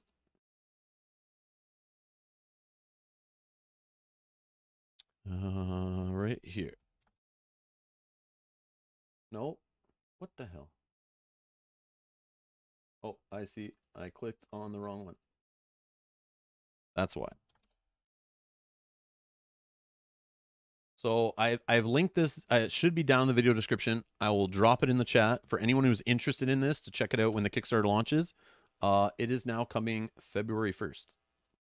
So it was originally January 25th, the last time we talked about it. On one of our streams. I don't remember which one it was brought up in, but it's now coming February 1st. So they pushed it back a little bit. You can click notify me on launch on the Kickstarter page. You'll get an email when it goes live, and we'll discuss it in the next coffee thing after that. Of course, we'll look into this. It's probably more than what I think it is, but it seems like they're literally taking what Aeon's End is, and from my understanding when I read into it, they're not ending the Aeon's End line. There's no all-in storage solution yet, and they said that everyone who asks for like a trove chest or kind of an all-in storage solution for all their Aeon's End content they've been buying for the last like 5 years, they said we're not done with that IP yet. There is still more they want to do with it. So I don't know where this game fits. But if you've never bought anything Aeon's End, or you're not sure where to start, maybe you start with this instead. I don't know. Maybe Aeon's End is better. Maybe it's worse. I don't know. Maybe it's just a little more complex. I don't know. Maybe they're having trouble with people coming to Aeon's End and not buying anything because there's too much of it and no one knows where to start. So this might be their way of pushing the reset button to then have a different starting point for you to jump in. I don't know.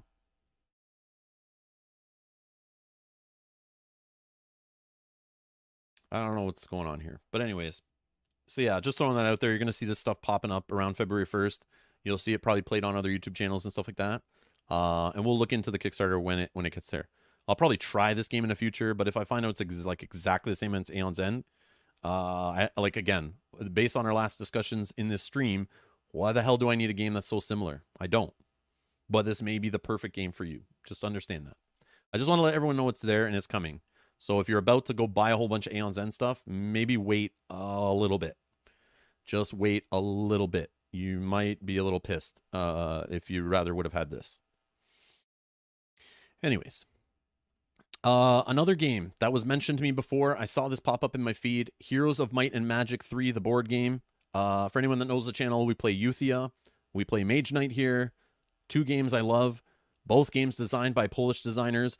Both designers were inspired by Heroes of Might and Magic video game series on the PC from the 90s. I've heard it both from them. That's why both those games have similar mechanics and similar kind of a vibe to them because they're heavily inspired by those games. And now there's an officially licensed game that's coming to Kickstarter November 2022. If this interests you at all, you can go to the link I've put down in the video description, and you can put your email and your name in here and subscribe, and they'll let you know when it's coming to Kickstarter. Obviously, it could be delayed or it could come out earlier. Who even knows? But if you don't want to miss it, I'm just going to mention this now. We'll talk about it, a year from now, whatever, when it's on Kickstarter. But if you really care, they do have a website. I linked it down below that you can also read a little bit. It looks like it might be a little basic, but it's super funny looking at these tiles. They remind me of Euthia. They remind me of Mage Knight. It's so hilarious. And we got little minis. Yeah, the cards don't look anything crazy. So I'm getting the vibe that this game might be like super light. I don't know. I didn't really look too deeply into it. All honestly, I only looked at this website. But as the game progresses, you can learn a new skill or master existing ones. Where others see peasants, the masters of necromancy sees opportunity. So yeah, just throw it on your list. We can talk about this later when it actually comes on crowdfunding. But I just didn't want to forget to like let people know because someone wanted me to bring it up. But there's not much there, so that's all I got to say. All right. So about Aeon, Arc, or what is it called?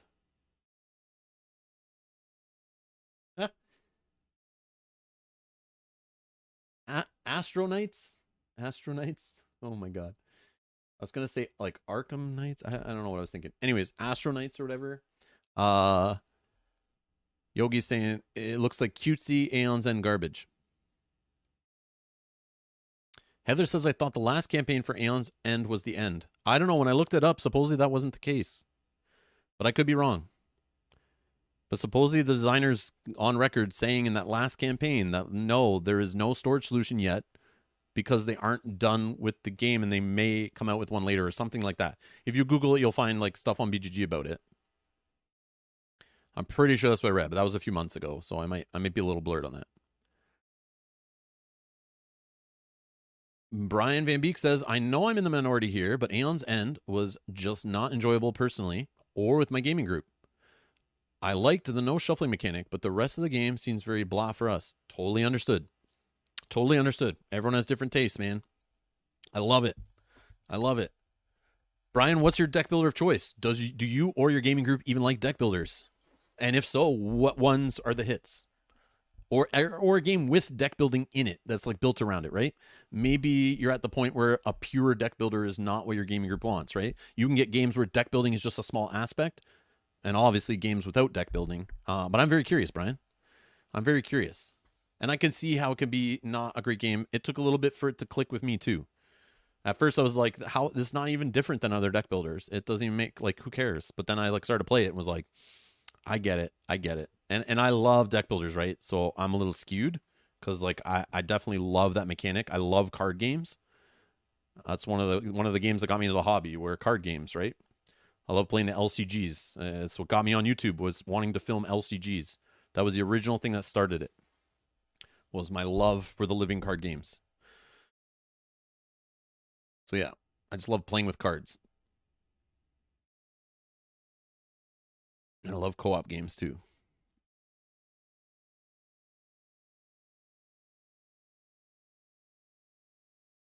Oh, it's the end. The current Aeon's End was the end of the current arc, like story arc or whatever, right? But yeah, they still want to do other stuff with Aeon's End, I'm pretty sure.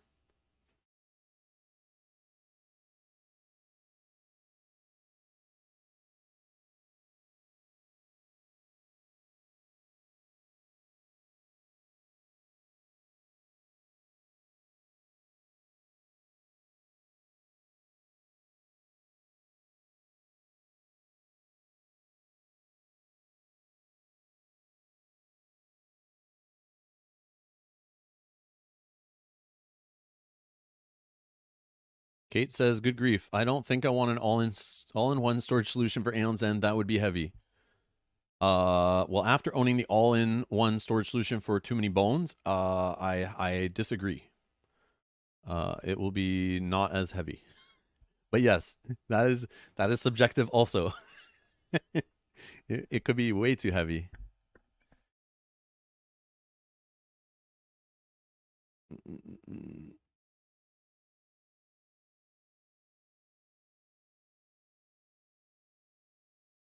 Locator saying, I've been enjoying Undaunted Normandy and North Africa. I want to play Undaunted so bad. I want to play those games. I do. I need to grab one of them. Because it always interested me, but that whole, like, you know, army theme, war theme, you know, like World War II kind of themes and stuff, like, I don't know. I just don't know if it would, like, resonate with other gamers I play with, but I definitely like the look of that game. I know I'm like pretty sure I'd find it fun.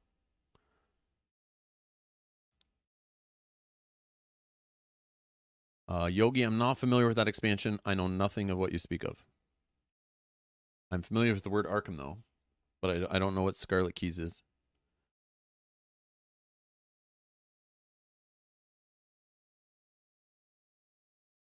Daniel Hale's asking the question, Euthia or Mage Knight? Solo, Mage Knight, multiplayer, Euthia. And they're both completely like scratch different itches for me.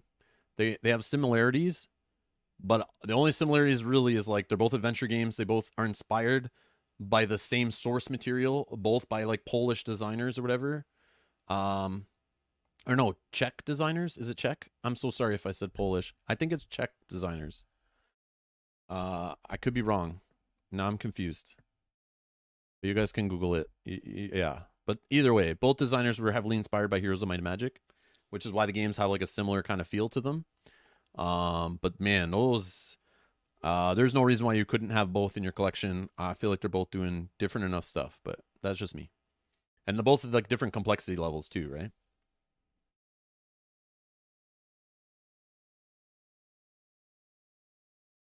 There are Star Wars reskins of Undaunted. I did not know that, Heather. Thank you for letting me know. What is it? What are they called, Heather? Heather, what are they called? I want to look one up.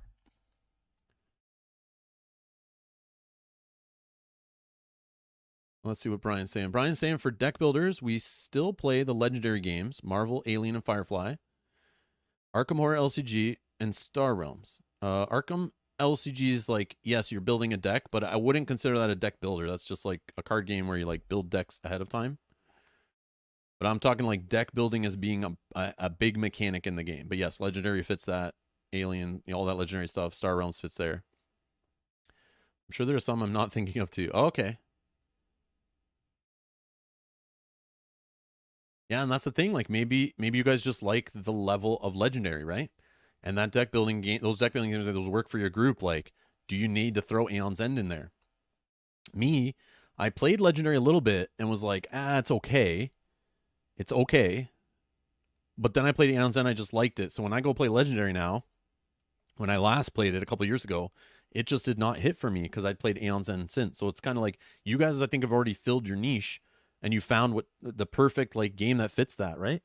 And yeah, Aeon's End isn't that one. So it makes sense. It makes sense. I love that there's like a game for everyone. Like, I love it.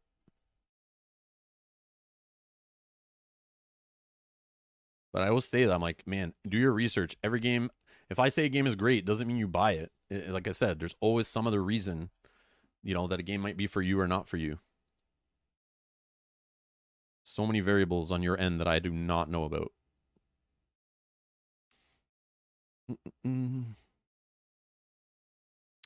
So Heather says, oh, they're fan-made print and play. Okay, so there's no games that exist then?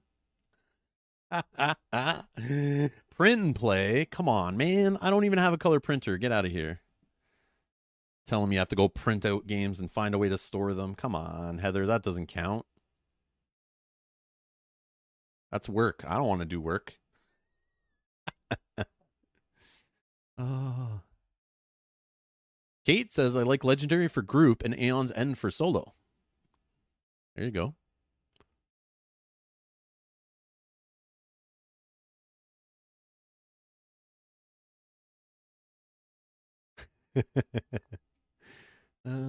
Okay. All right. The next one we're going to talk about quickly is Final Girl Series 2. This popped up after our last coffee chat, whatever. Has 14 days to go. I'll give you my background on this. I played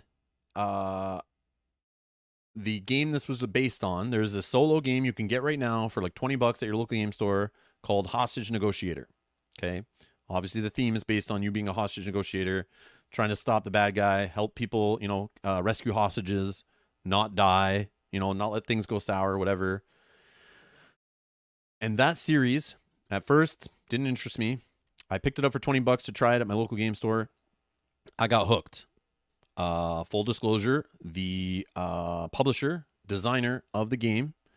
I reached out to people, recommended I look into the careers expansion for it. I didn't know much about it other than it was a campaign. I loved campaign games. I love story games. People told me I could turn this fun little solo game into a campaign game with this expansion. I sounded super interesting. I emailed the designer. I said, I cannot find this anywhere. Little did I know it was like Kickstarter only and on their web store only, not even in my country. So I asked them, I said, hey, I want to play this careers game. It looks cool. But it says here I need to own a whole bunch of other content. I can't even find all this content at my local game store. A lot of it was out of stock. And he said, all right, here's what I'll do for you. I will send you all the stuff because I like what you do on your channel. You do great things. I've seen your channel. It's good stuff. Here's the game. So we played careers on the channel and a bunch of the expansions. I loved it. I love Hostage Negotiator. Around that same time, he told me he was working on this game, and I was like, okay. And it came to Kickstarter while I was still experiencing Hostage Negotiator and still playing it and still loving it. So I didn't see the need at the time to go pay the higher price on Kickstarter and the higher shipping to get it when I know it will come to retail. If I pay attention, I can try to grab it. I didn't back Final Girl 1.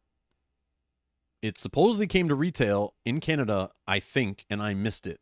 I cannot find it. I emailed AJ, the designer, and said, hey, it's me again. How am I supposed to get this game? And I can't find it in Canada. And he said, Rob, I will send you a couple of the chapters and the core box, and you can check it out, because I said I want to back it on Final Girl Series 2 here, because I just want to get it. I know I'll like it. I'm pretty sure, but I don't want to back it until I play it. And I thought in my head I could get the Series 1. I didn't know there was going to be a Series 2, but I thought I could play Final Girl already by now. And then the second Kickstarter comes out, I can make a recommendation to you guys or show you how it plays, let you make your own decisions. But I cannot find this game anywhere. And this is sometimes why I back games on Kickstarter, when I know like I'm going to have trouble finding them and I want to try them for you guys, or I really know I'm going to like it, right?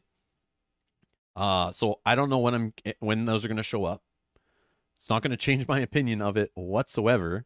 But I should be able to try this, and hopefully by the next Rob's Cafe, hopefully there's a stream and I could play it. But I'm not going to back this one until I play it. But just letting you guys know, if you liked Final Girl 1, there is 5 more films that you can pop in with the little core set. It's doing really well. And 7,000 backers. That's pretty good for a tiny little solo game. Little. But yeah, just letting you guys know about it. It looks cool. I kind of want to back it. I was thinking of it, but I'm like, again, it goes against what I always say, right? Like, I want to try it, and I should have been able to try it already, but I guess I didn't pre-order it from my local retailer. I don't even know if copies even came. Like, I just couldn't find it when I was looking for it a couple weeks ago. So hopefully I'll have something to play on the channel and can try it out. But again, I'm not giving into the FOMO. This will show up at retail. They'll eventually get stock sorted out. A couple of years from now, you should be able to find Final Girl and play it. If it's that amazing and people want it, you'll still be able to find it. And if I ever need a fix for a quick solo game I can play on the table with, quick cleanup, the same amount of engagement, I have a pile of Hostage Negotiator stuff I could definitely pull out and play. So that's where I'm at. But just letting you guys know it's here. 14 days left. Go check it out if you're interested. Lots of reviews out now of the original stuff, so you can find some actual people who've played it, not just, promos on the internet showing you that it's, you need to have it. So you can get some real reviews. Go on Board Game Geek, check the review forum. But yeah. Oh.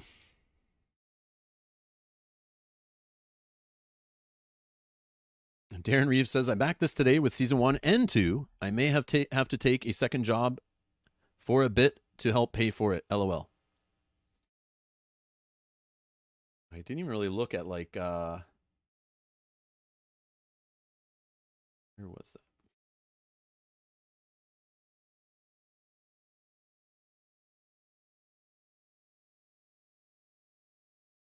I didn't even look.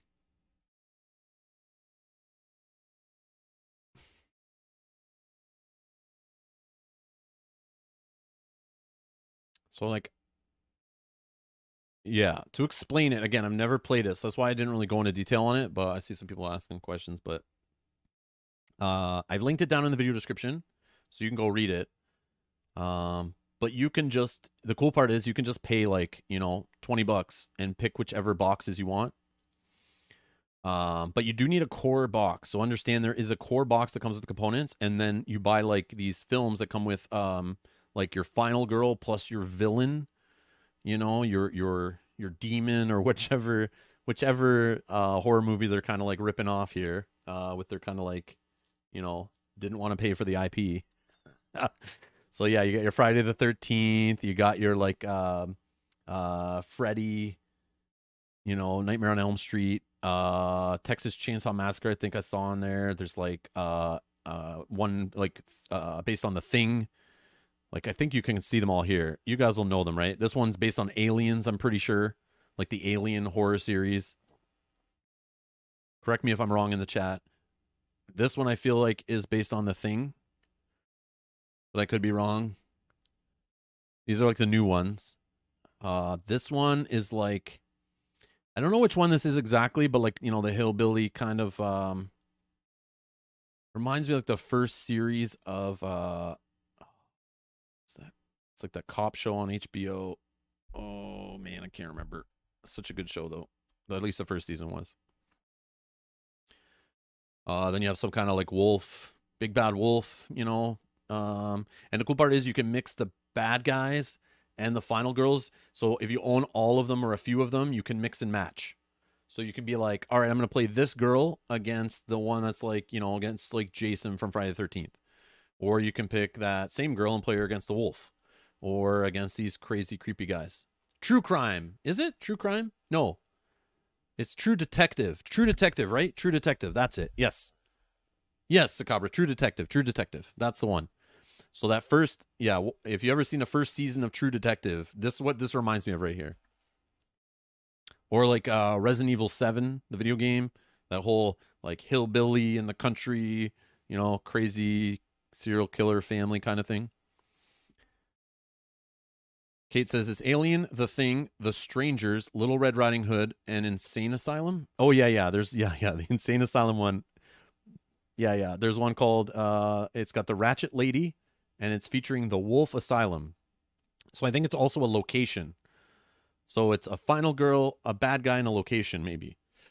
But yeah, I haven't played them, so I can't tell you they're good or bad or whatever. But yeah, hopefully I can play one soon on the channel, and I can show you the game. But I'm sure there's lots of videos you can find on YouTube about it. And yeah, but 14 days. But again, it should show up in retail. Again, they should get some stock in order. I'm sure this is for a reprint also. But yeah. Oh, Silent Hill. Yeah.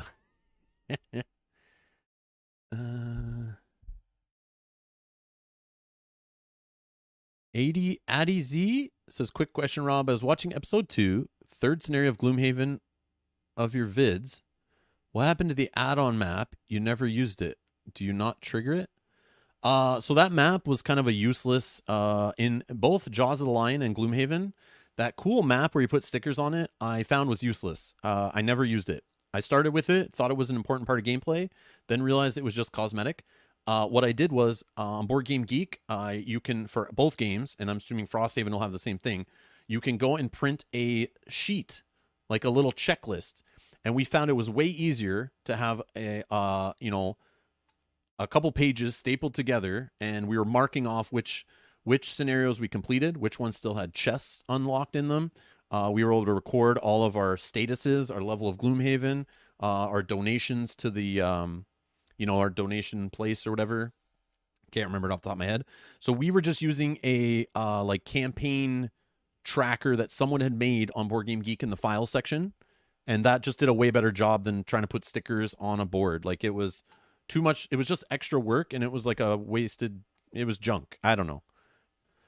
I wish I did use it to then post it on the wall after we were done playing, because it would look really cool, but whatever. But yeah, we just found it was useless with our group. It was just easier to track it on a clipboard with a pen. I don't know, or a pencil or whatever. Yeah. So the fans of BGG, whoever put those together, you were awesome.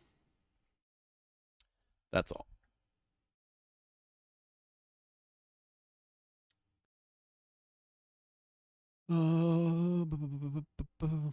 Let's see. So yeah, Final Girl. Hopefully get to play on the channel. All right.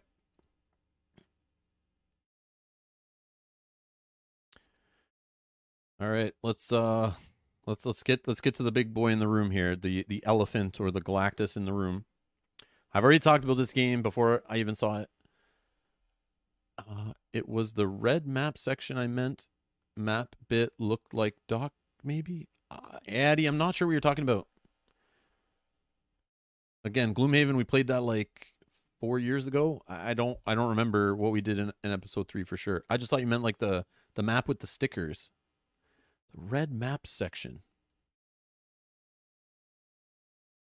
I don't know what you mean. I'm so sorry. Yeah, I thought that's what you meant was the cardboard map with the stickers on it. Yeah, that we stopped using. I don't know. That's what I thought you meant. My bad. Okay. Right. Marvel Zombies, a zombicide game. Okay.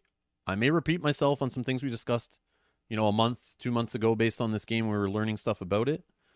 But yeah, I'm going to save you all some time.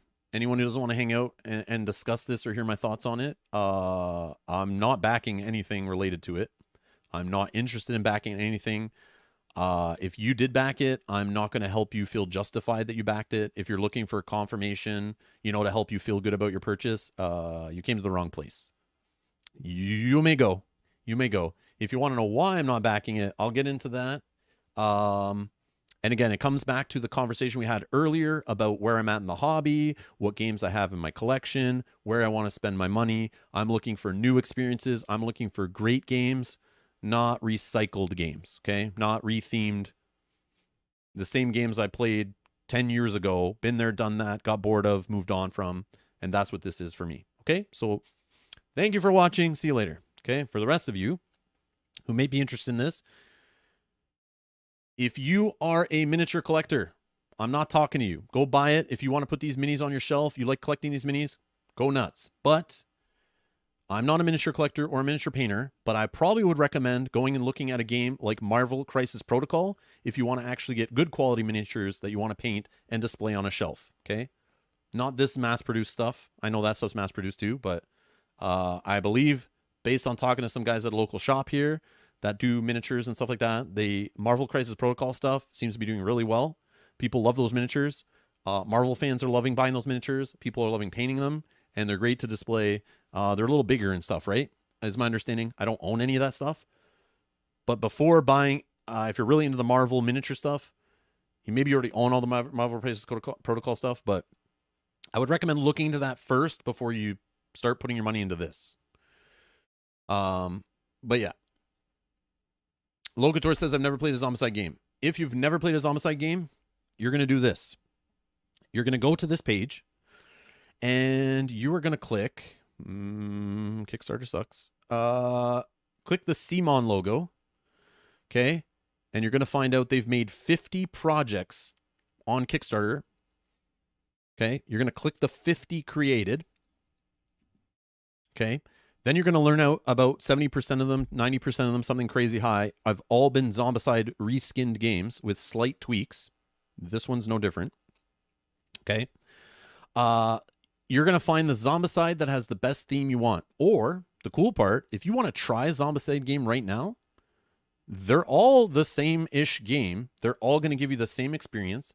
You're going to get all bored with them just as fast no matter which one you buy. Okay. A certain theme might sing to you more. So pick one based on your theme. If you like Marvel Zombies, buy this, wait for it to come, wait for retail even. You can spend less money to try before you go buying expansions and all that stuff. You can play the base game.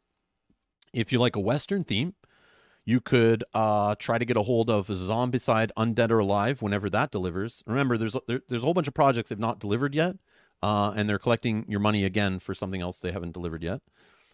Massive Darkness. Oh, wait, that's not Zombicide. Sorry, my bad. I almost mistake that for a Zombicide game. Let's see.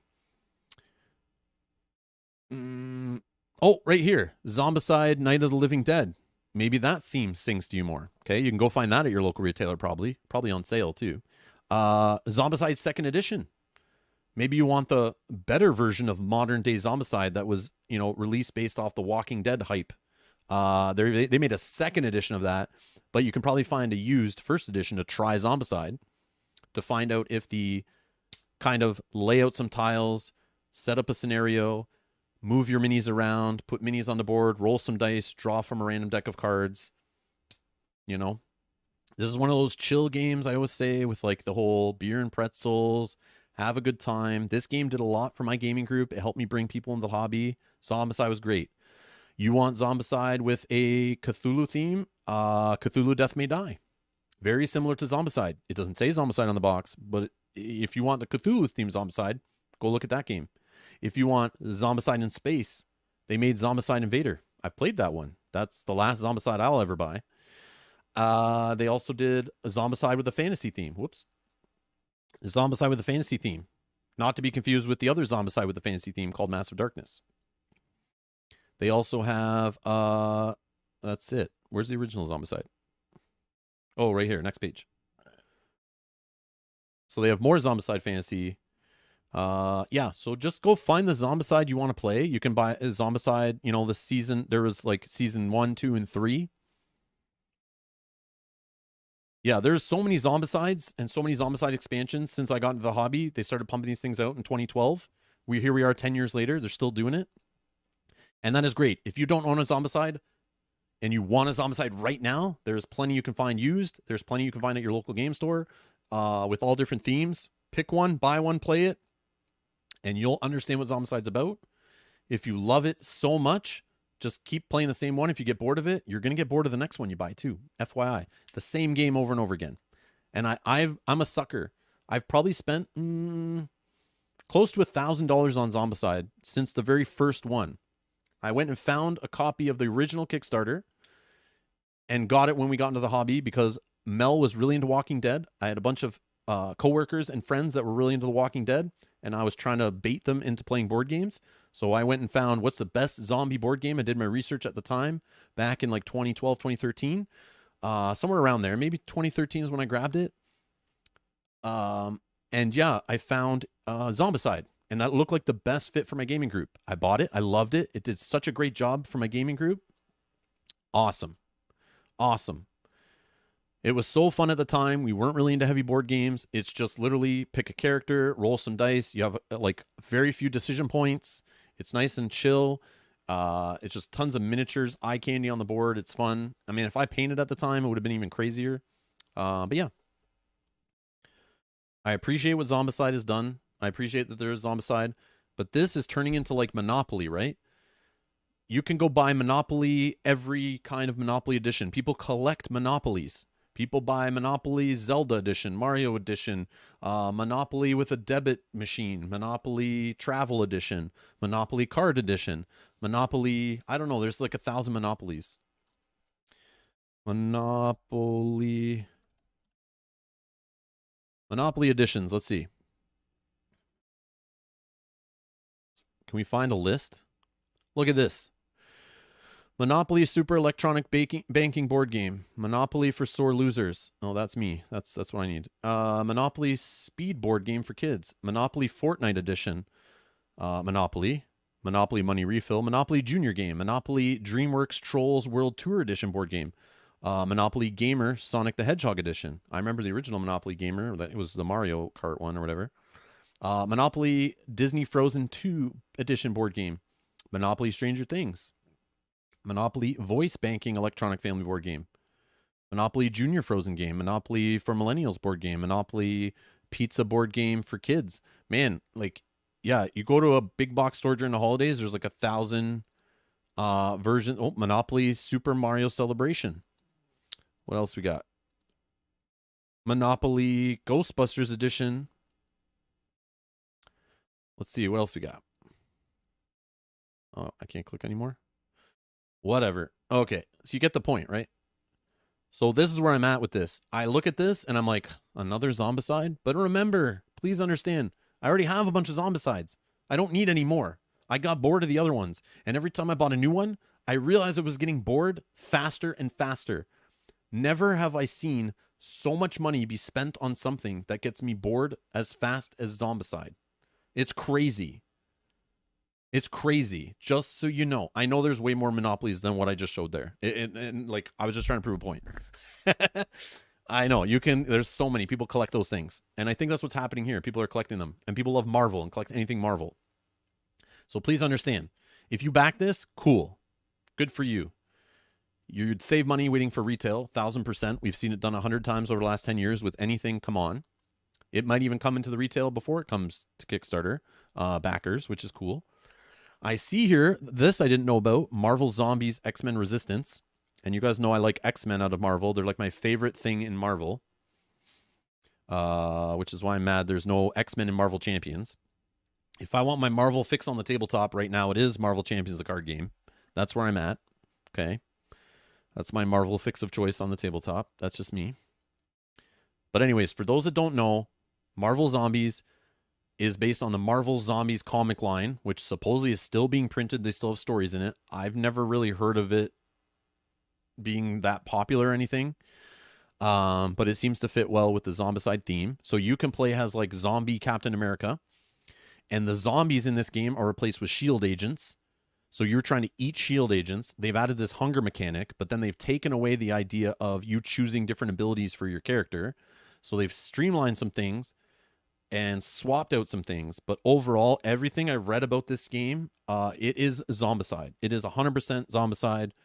Even though they tweaked a couple things, I went through this with Zombicide Invader. I thought that was going to be a different feeling game. It would be awesome. I got it. I played a few scenarios and went, God damn, it's the same damn game. I got suckered again. And I said, no more. No more. But if you're new to the hobby and you don't have a Zombicide, if you love Marvel and don't have a Zombicide, if you have a gaming group that would love just chucking dice, throwing 100 miniatures on the table, you know, setting up all these boards, playing kind of, you know, non-complex scenarios, a very lightish game, this might be the game for you. If you like the Wild West theme, go find Zombicide and buy the Wild West one. If you like the horror, you know, modern day stuff, buy Zombicide 2nd edition or buy a used copy of regular Zombicide. If you like fantasy with it, go buy Zombicide Black Plague or Zombicide Green Horde or whatever. There's like so many. So this is like, I do not care about this whatsoever. It seems like everyone's going crazy about it. And this happens every time. And I'm just like, I do not care. I didn't want to talk about this today, but I'm getting emails today and messages today and yesterday. Rob, what do you think? I'm like, man, I already talked about this, but it's now live and there's a price and there's shipping and details and they surprise us with a X-Men expansion. So I'll talk about some of that stuff. We'll go into it. I don't think it's going to change my thoughts and my feelings, just like the last 7 Zombicide projects I looked at. Same feelings. Like, I'm just like, I don't care. I already have it. But like I said at the beginning of the stream, I tried to explain, I already have games like this on my shelf, including pretty much the exact same games on my shelf, and they're not getting play anymore. Why would I spend, what do we got? $163 Canadian plus, hold on, let me scroll for 15 minutes to find shipping. What do we got? Canada Hub. I'll say I want it in one wave, so I'll wait on it. $32 to $46 shipping. So let's say 46. You know it's going to be the highest they're putting there. Probably even go higher by the time they actually deliver this game. So over $200 I'm going to spend for a box to collect more dust on my shelf. No, thank you. No, thank you. When, if this really turns out to be great, and it is more than Zombicide, or my house burns down, or my basement floods, and I lose all my copies of Zombicide, I know in a year or two, I can walk into my local game store, pick whichever Zombicide I feel like that I want to play, and just buy one of them to have it in my collection for when those friends come over that really want to play Zombicide. Because I have some friends that loved Zombicide. They still would play it to this day. They love just rolling dice, seeing 100 miniatures on a little tiny square on the board, and they have so much fun rolling dice and shooting and blowing up or whatever, miniatures, starting them on fire, you know, whatever else the theme is doing, right? But yeah, I do not care. I don't know. I just don't care. But yeah, Zombicide is solid. But what I find is you only need the base game. Any of the expansions or the stretch goal stuff totally throws the balance of the game off. I learned this very early. When we started playing on stream with stretch goal characters, we started crushing all the scenarios. They are not play tested. None of the stretch goal stuff is really play tested. They just play test the base box, balance it out, make 10 missions, and that's it. You probably won't even play through all 10 because you'll get bored by then, because they seem to be the same mission over and over again. And every box, they just redo the same missions over and over again. But yeah, they tweak a couple mechanics every time. But yeah, you don't need more than one Zombicide unless you really, really love them. Your gaming group loves them. You love painting them. But yeah. But shipping is crazy. Crazy. So, my understanding, I kind of looked at this a little bit this morning. Like, this is crazy. So you can get zombie mode. Okay, whatever. Read more. Sorry. Zombie mode, which comes with the Marvel Zombies core box and a bunch of stretch goals you don't need. Okay. Made for retail. So this Marvel Zombies core box will probably come with like 6 characters, enough stuff to play with to have some fun game nights. Okay. Yeah. All the extra stuff. Here's what'll happen. Okay, just to let you know, if you never backed a CMON project, okay, they literally come out with multiple projects a year.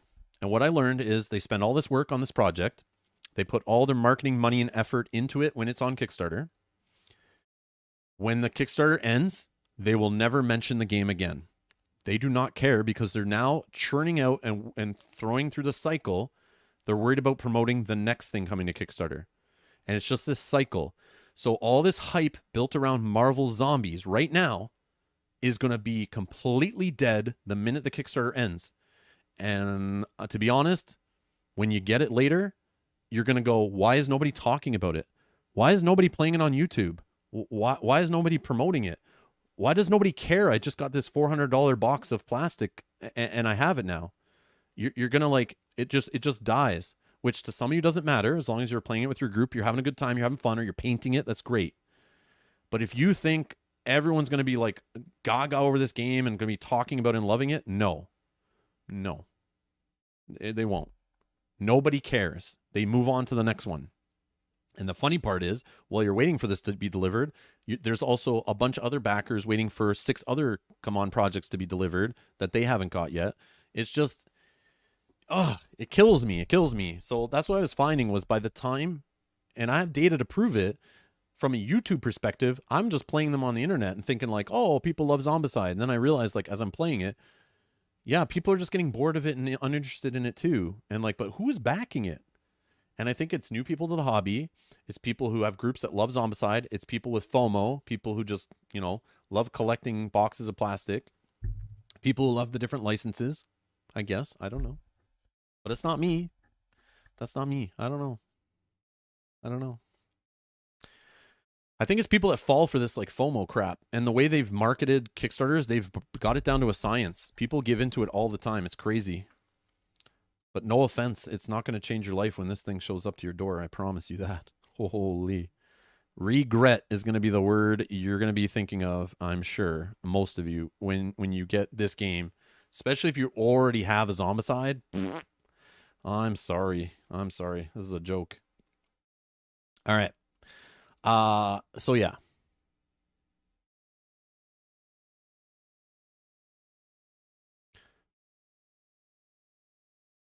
So this Zombicide is the box that they were talking about on a live stream, right? So what's the next pledge? $240, 300 Canadian to get the Resistance pledge. You get zombie and hero modes. I'm assuming hero mode is the just basic Zombicide, right? Oh, you get the Zombicide core box, X-Men Resistance core box, all applicable rewards. aka all the stuff you're overpaying for on Kickstarter. So understand this. If you don't need the stretch goals, just wait till it comes to retail. You'll save a ton of money, including shipping. If you buy it from a retailer that you can get locally, or, buy a big bulk order and get free shipping. Because I can talk from experience, collecting board games, you will not play with all that stretch goal stuff. You will not. Unless it's the only game you're buying and playing for the whole year. There's a ton of stuff there, but if you think you're getting a deal on Kickstarter, you're not. You are paying for all applicable rewards. The whole stretch goals, that is baked into the cost. That is baked into the shipping. You will pay extra going through Kickstarter. And they know that. That's why they add these pre-order bonuses, which are also known as Kickstarter exclusives, which I'm sure there's a list of them here. So here's the X-Men Resistance box. So you get, okay, so you actually play as normal superheroes, it looks like. So it's the other way around, right?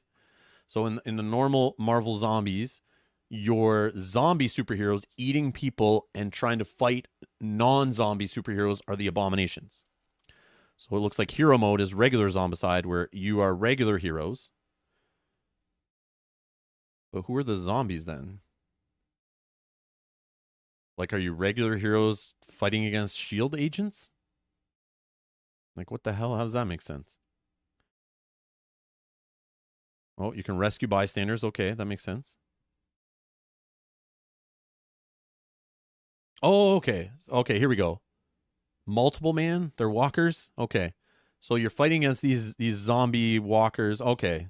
So they did make zombies to fit with the hero mode. Okay. Interesting.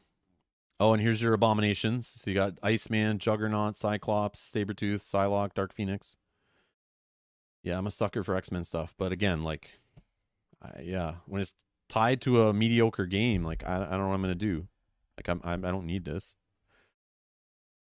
Okay. Oh, you can read rulebook excerpts. Cool. And then they're doing the same thing they did with Cthulhu Death May Die. They have a giant plastic miniature. Okay. Giant plastic miniature, which again, if you want to paint large or want to display large miniatures on a shelf, one of my local comic book stores has these like glass cases. I go in and I stare at these things.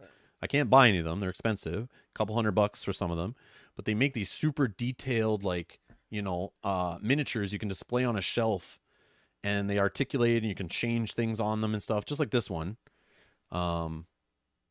But yeah, there's other things you can display on a shelf from Marvel. I don't know if this is that great, but I would rather buy one of those things than this, but that's just me.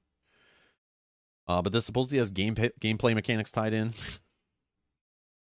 Oh, man. This is so crazy. But yeah, it's got the Marvel marketing machine behind it. Like, people just buy stuff that says Marvel on it. That's a known thing. And Zombicide, people just back Zombicides, back Cool Mini or Not, or CMON, Come On projects. Oh, here you go. Kickstarter exclusives. Iron Man, the Wasp, Sabretooth. Yeah, who cares? More miniatures. Yeah, whatever. Okay. But you're paying for this. So it's Kickstarter exclusive. They're like pre-order bonuses. They're included in the price. They're included in the price. They're nothing free. You're not getting anything free here. FYI, just so you know. Yeah, just so you know. FOMO, fear of missing out, is feeding on that desire we have as humans.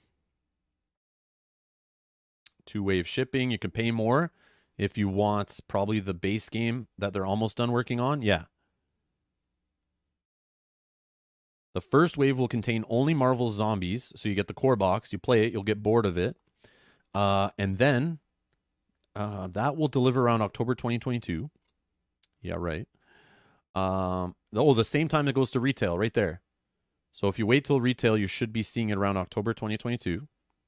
Then a second wave containing everything else in your pledge, including the X-Men Resistance box and the giant Galactus mini you paid for, will show up in June of 2023. So get this. I speak from experience. Get this. It just like it happened with Dark Souls too. Same thing with Dark Souls, the board game. I did the 2-wave thing. Same with Tainted Grail too. When you get stuff in separate waves, and I saw it happen with Tainted Grail. I played Tainted Grail. I didn't get the second wave stuff because by the time it was coming out, I lost interest. I just didn't care. I moved on. So just so you know, if you get the Zombicide base game in the first wave in October 2022, hopefully, by the time the second stuff comes, you're not going to be playing that game anymore. FYI. You'll be like, wow, I played the 10 scenarios in the box. I get it. Next. You won't even play the 10 scenarios. It's crazy. Crazy, crazy, crazy. Dan's asking, do you have an opinion on the game Final Girl? No real opinion. I talked about it a little bit in the stream, but I have never played it, so I can't give you an opinion on it. Hopefully I'll get to play it soon, though. That's what I was trying to tell everyone. Basically. Iron Man is a Kickstarter exclusive? Are you sure? I think he's one of the base characters, if I remember from the live stream. I think he like comes in a base box, no? Where do I see that? How do I see what's in the base box?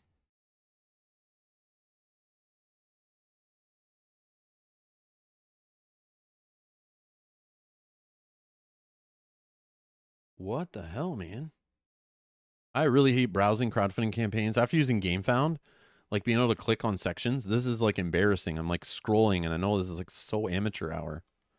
So amateur hour. This is like a joke.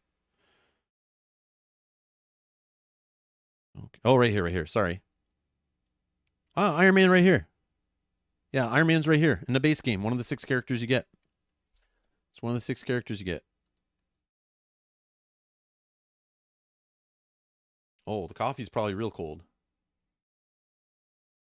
No, it's still kind of warm, actually. This little mug works. I don't know what it's about, but it works really good. All right, let's see what you guys are saying here. But like, man, yeah, I don't care. What I will tell you though, what I will tell you is when the X-Men game comes to retail in a year and a half. No, I like, yeah.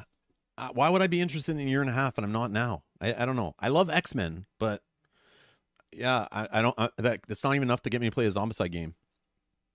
If they made Game of Thrones a Zombicide game, I wouldn't even buy that. I can't anymore. I moved on.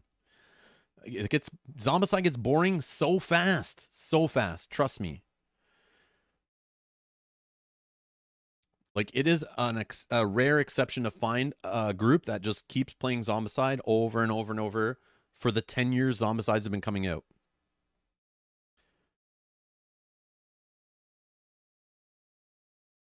Like, I won't believe you if you tell me you play it, like, you know, once a month for the last 10 years, you're playing Zombicide. I don't believe you. Or you're in a cult of some kind. A Zombicide cult.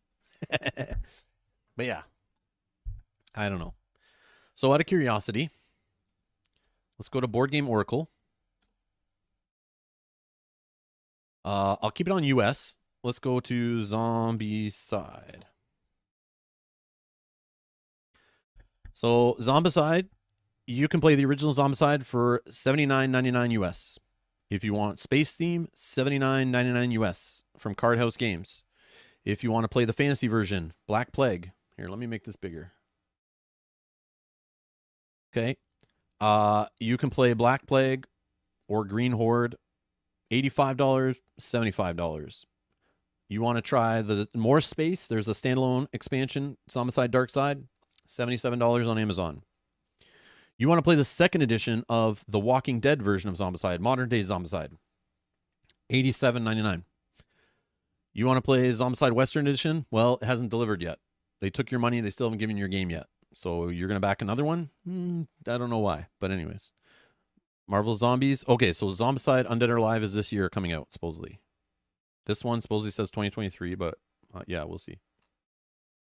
There's also Zombicide Prison Outbreak. That is a standalone game. Zombicide Season 3 Rue Morgue. That is a standalone game that you can start with, okay?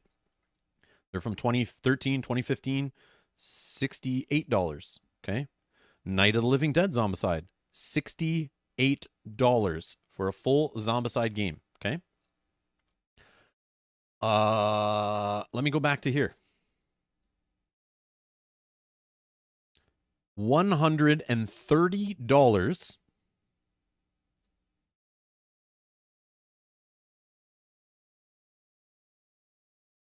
and if you're in the US and buy one wave plus another $35, so $165 to play Zombicide. Of course, you're paying for stretch goals. And you're paying because you have to have it first. You're paying because you're being taken advantage of because you're a hardcore gamer and they know you have FOMO and you'll buy it. So they're taking advantage. They're pushing. Things have gone up. Factories, shipping, all of this stuff, manufacturing, all gone up. Makes sense. The Marvel license, it's not free. Marvel takes a cut. So yeah, if you want to play Zombicide and you've never played it, this is what I'm telling you right here. Go to your local game store, support your local game store, or wait. If you really need the Marvel Zombies, wait till October or June of next year, whatever it is, and grab it then. You'll get more than enough Zombicide. You will get bored before you finish playing what's in the box. For most of you. I know you're not guaranteed to have it first.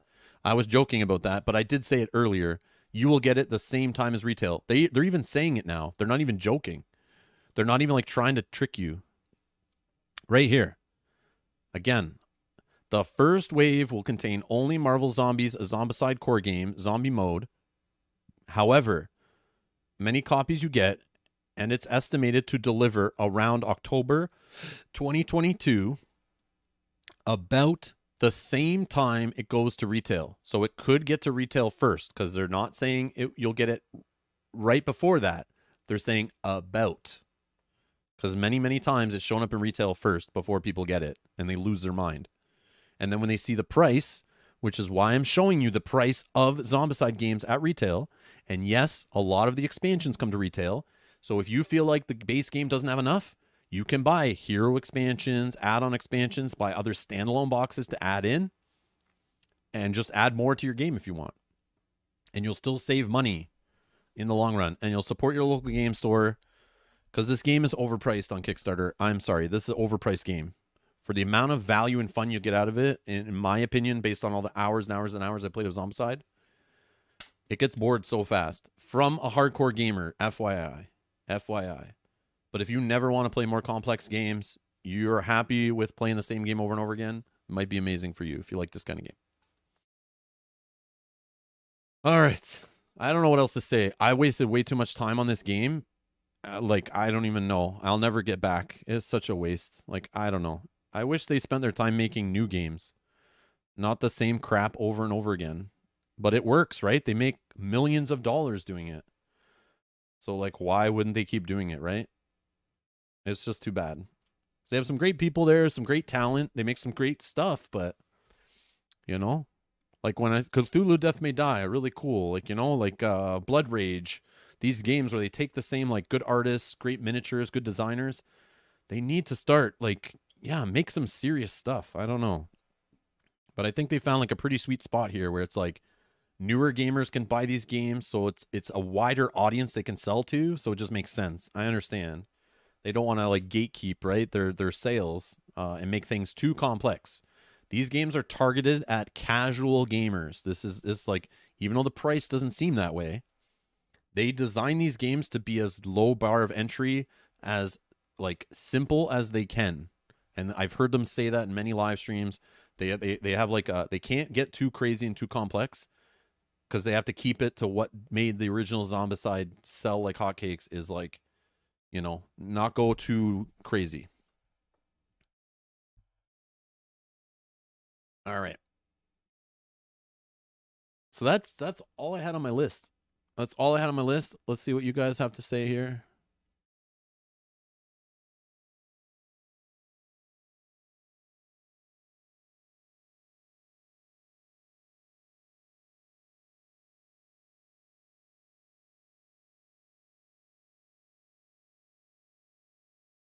Bob says, I think Come On are trying to outdo Flux for the number of versions available. I'm sure they will get there in the end.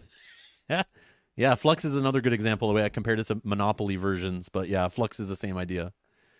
Family Flux. There's even Marvel Flux, which I own. I actually buy Marvel Flux over buying Marvel Zombies. That's crazy. It's basically because my daughter loves Flux games. But anyways, and she likes Marvel. But yeah.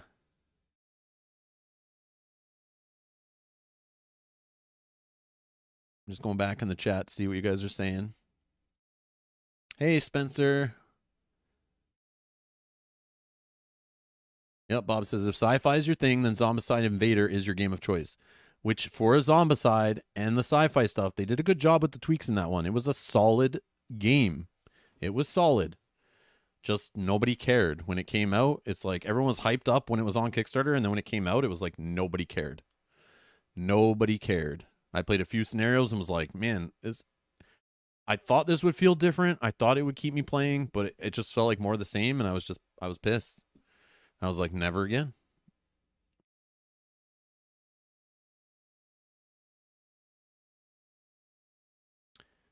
Scarborough says it's nice to have one version. Just realize you're paying a huge premium for the Marvel IP. And you're also, no, not just the Marvel IP, Sakabra. You're paying a huge premium right now because of the state of manufacturing in the world in all industries and shipping costs. Okay?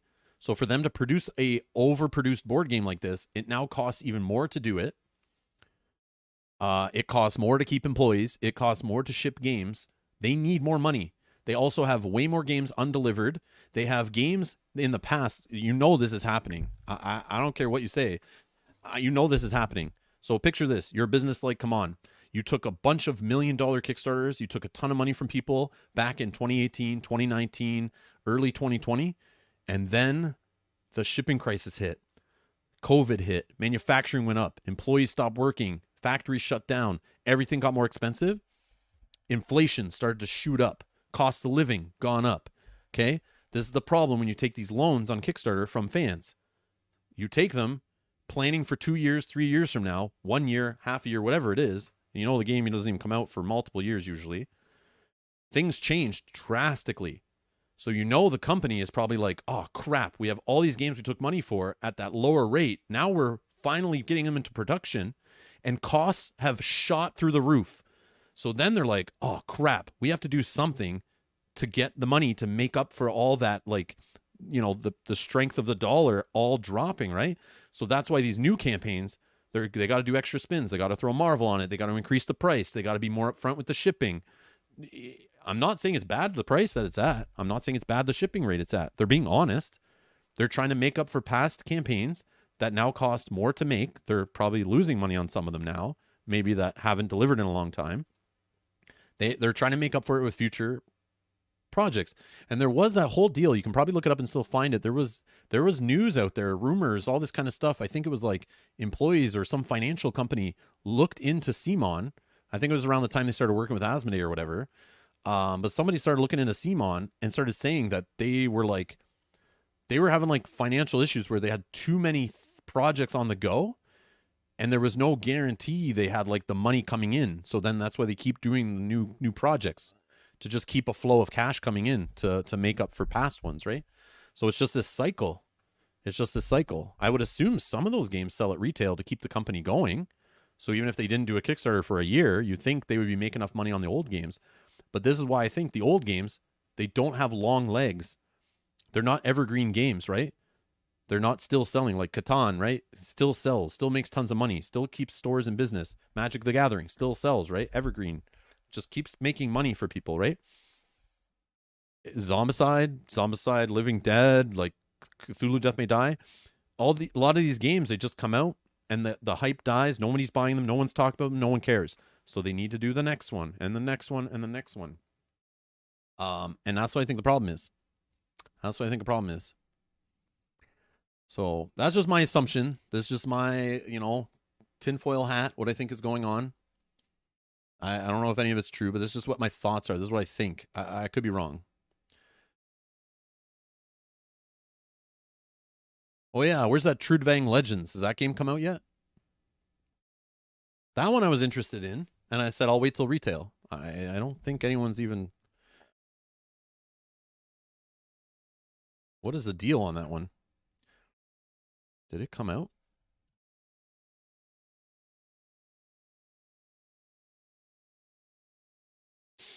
Exploring new mechanics. January 15th, 2022. Oh, they're still looking into new mechanics. Oh, that's good. When was this supposed to come out? Oh, December of 2020. Oh, okay. Okay, so their last update 5 days ago is exploring new mechanics. Cool. Cool beans. You know what I think they're also doing? And I talked about this before in a stream. I bet come on, a bunch of the projects, they were like, oh, crap. We're done with this game. We're play tested it. We're ready to send it to the printer. But now the printer's telling us it costs twice as much to make the game and 3 times as much to ship it. And they go, oh, crap. Tell the backers we're working on other stuff. We're still working through the game. And what I think some companies were doing, and I know there's board game companies holding off on new projects because they were hoping all this industry stuff corrected itself and the prices of things normalized and got cheaper again, and then they would print their game to make the money and then not lose as much money when they print it because they took your money before. And that's why a lot of companies were asking for people to pay because of the increased costs in addition to your original pledge. So I wonder if like they purposely delay some of these games to help them. Hopefully they're thinking like maybe things will correct themselves and they'll get their money back.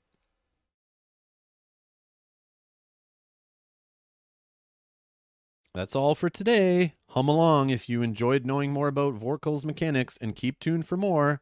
The legend goes on. So at this point, this game is a legend, right? It's a myth and a legend. They restarted from the ground up?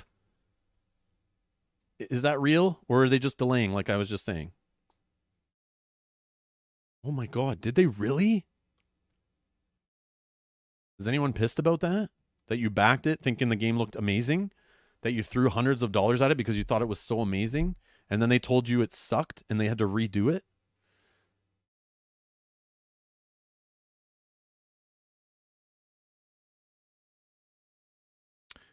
Heather says, I think it had to do with Eric Lang leaving. No. Understand this. Eric Lang was like kind of in charge of a department of developers there and designers. And they were the ones that were mainly working on the games. He was just kind of helping out. I don't think this one was like only his design. I feel like he was just kind of name on the box. Where is it?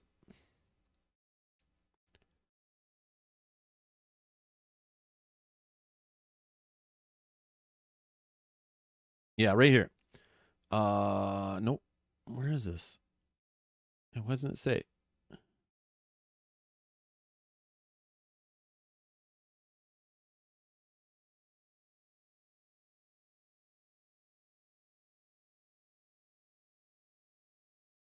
Whoops. What did I just do?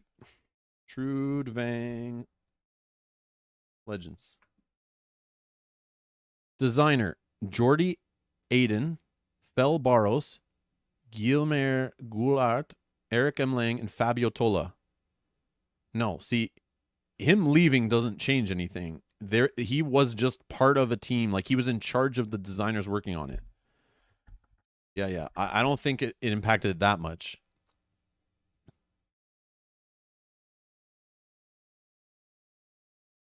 Yeah. He was only part of the team, right? I don't think, like, was he lead? How would you know? Like, does it say? A Legends game by Eric M. Lang, Fel Barros, and Guilherme. I don't know how to say that name. Goulart. Yeah. See, I don't know. Crazy. That's crazy. But here they are. They want your money again. Like here, back this. We couldn't get that project together and done out the door, but you should back this in the meantime.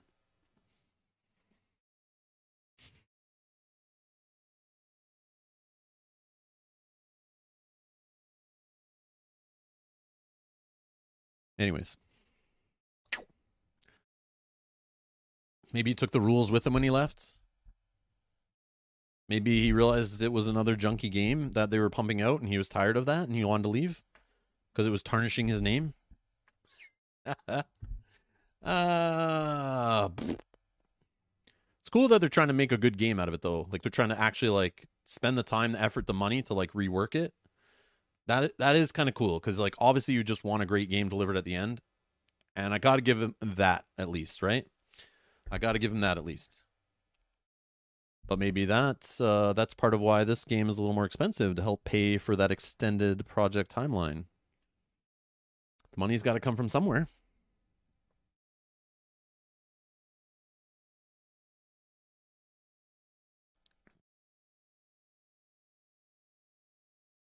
Janet says, I don't own any Come On games, and based on the number of Kickstarters they have, Rob's comments, and the lack of interest in any of their games, I highly doubt I'll ever own a CMON game or Come On game. Never say never, because there's a new one every week.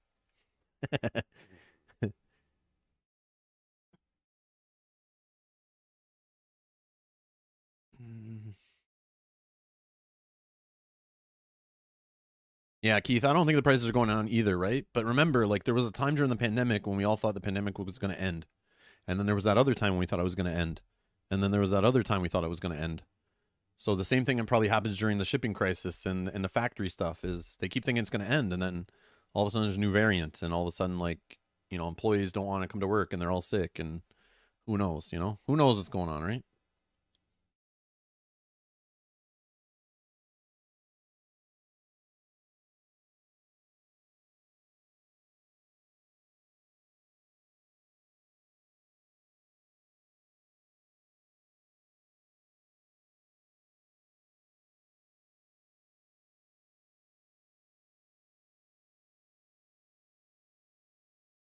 Locator says, I think they're currently violating Kickstarter rules by having too many unfilled games and having a new campaign. You have to understand Kickstarter wouldn't be where it is without Come On, by the way.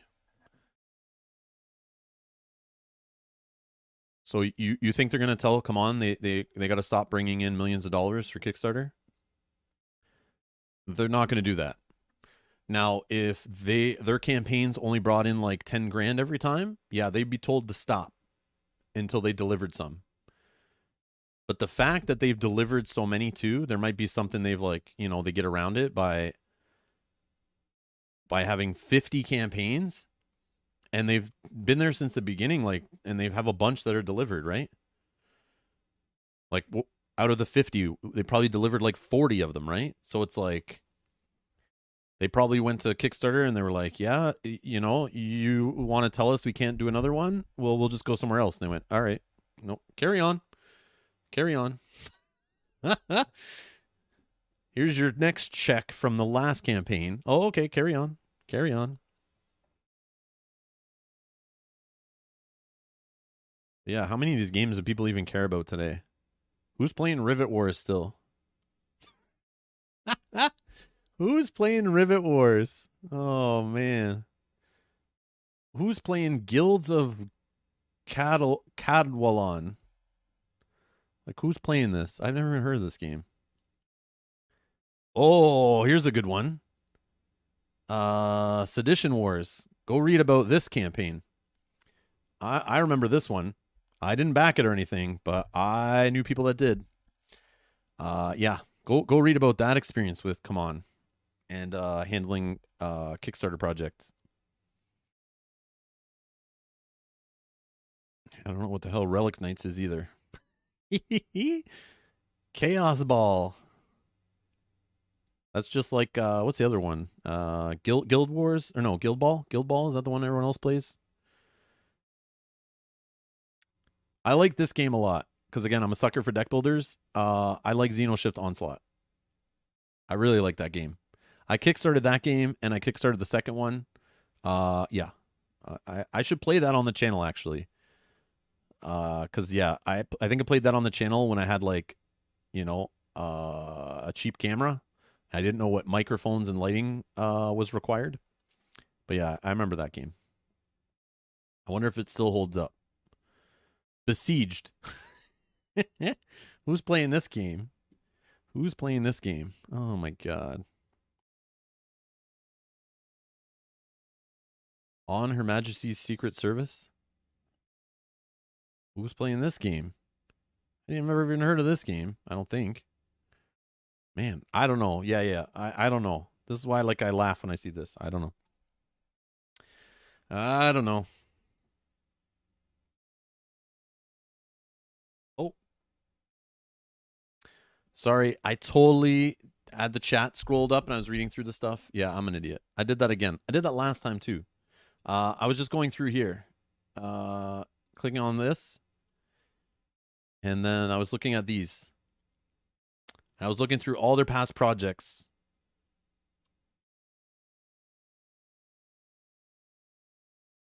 Like Sedition Wars. Or Sedition Wars? Yeah. And then I was looking through things like Rivet Wars, like who's playing this? Anyone still playing this? And there's Xenoshift Onslaught. That's the one I was talking about. Besieged. You know, these are the kind of games. Go look into these games and you'll see why I'm like super skeptical when I like see them pumping out another project.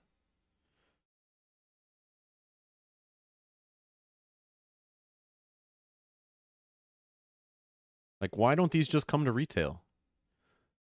Like, why don't they just do pre-orders on their website, bring them out to retail? Because they're coming to retail anyway. It's because they're not confident in the game and they know they can get you to pay up front and fund the whole project without a loan, without a gamble. Makes it safe. But yeah, it's just weird. Very weird. But imagine the next Zombicide was in stores only, got people to go to their local gaming store. They had a release event around it. Everyone got to pre-order at their local game store. Wouldn't that be so cool? Assuming, you know, there wasn't a virus going around and it was, you know, safe to fill a store with a bunch of people. Yeah. Yeah.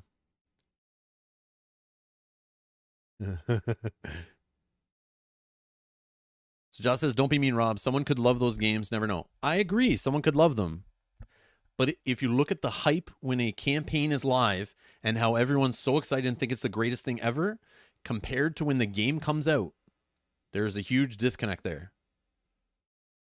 But people spend hundreds of dollars on these games. And they'll get just as much fun and value out of them a lot of the times as the cheaper games you could find at retail or some of the games in your collection you already have. That's all. That's what I think.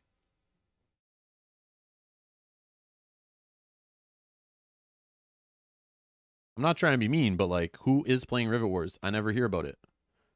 But let me tell you, when it was on Kickstarter and they were telling me it's going to be the greatest game ever, I remember seeing that game at Gen Con.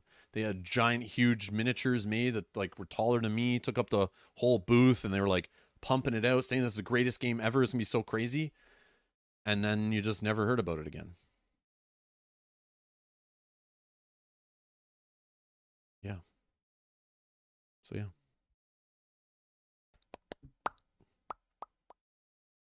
But yeah.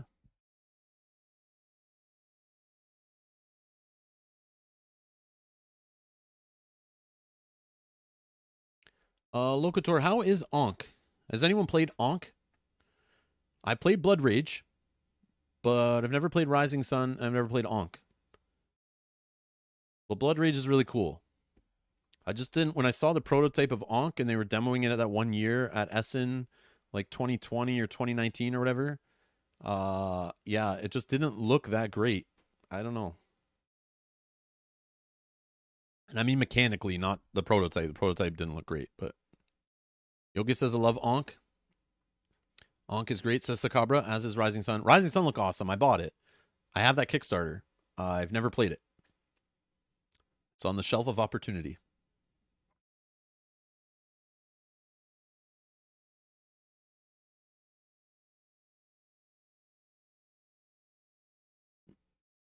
Mm-mm.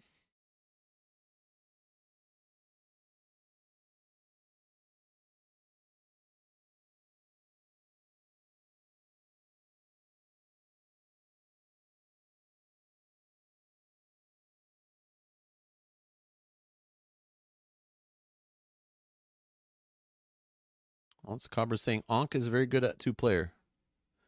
That's important in today's board gaming climate, right? Lower player counts are a serious thing now.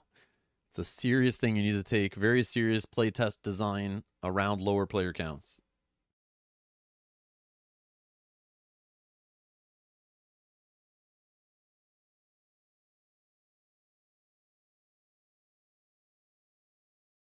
Cool, cool. Holy, man.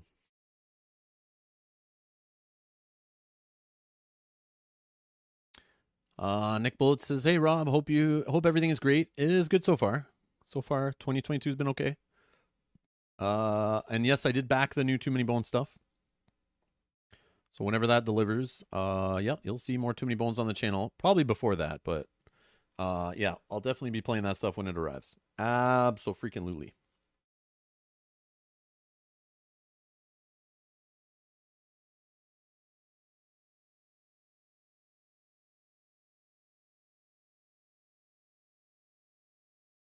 Oh, Locator says Kickstarter rules say established publishers are only allowed to have 3 unfulfilled campaigns at a time, but they let Come On get away with it. Oh, wow. Yeah, yeah. Money talks, man. Money is power.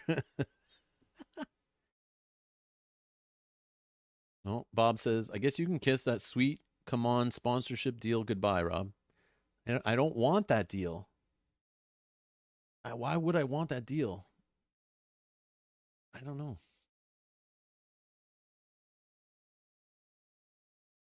What is the Viscounts campaign, Heather? Let me see. I have. Oh yeah, I know what I can do. I can click on Tabletop Games. Let's see. Click on Tabletop Games. Oh, Viscounts. I don't have Viscounts. What? Every time I talk about a Shem Phillips, aka Garfield games, I get confused now. There's like too many of them. This is for which one?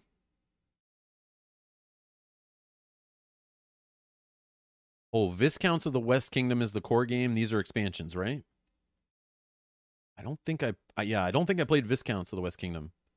Architects of the West Kingdom I loved. Paladins of the West Kingdom was really cool. But I stopped after that. I don't know. I don't need more of those games. This goes back to what I talked about earlier in the stream about where I'm at in the hobby and the whole thing, that whole Reddit post describing how, like, you know, yeah, I don't know. It's like just kind of like the same thing over and over again. Yeah, I have no interest in this. I don't own the base game. So like, yeah, yeah, not going to bother. Like, yeah, I looked through here earlier and like, what is Skytear Horde? Oh, it's another game by the Skytear guys? The asymmetric castle defense card battler for 1 to 3 players. Is this the same guys? Yeah, Italy, right? Yeah.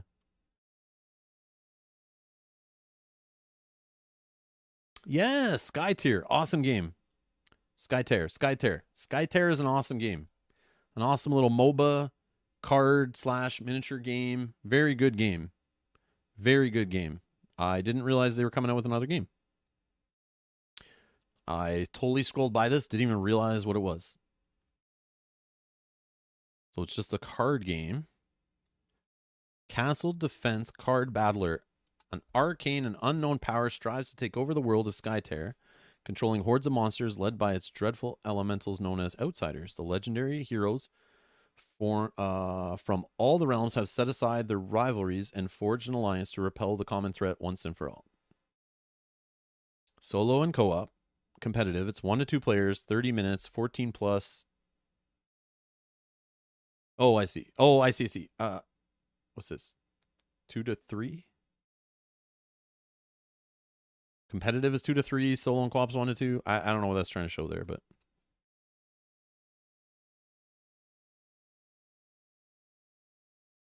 How to play. Rulebook and digital demo are linked below.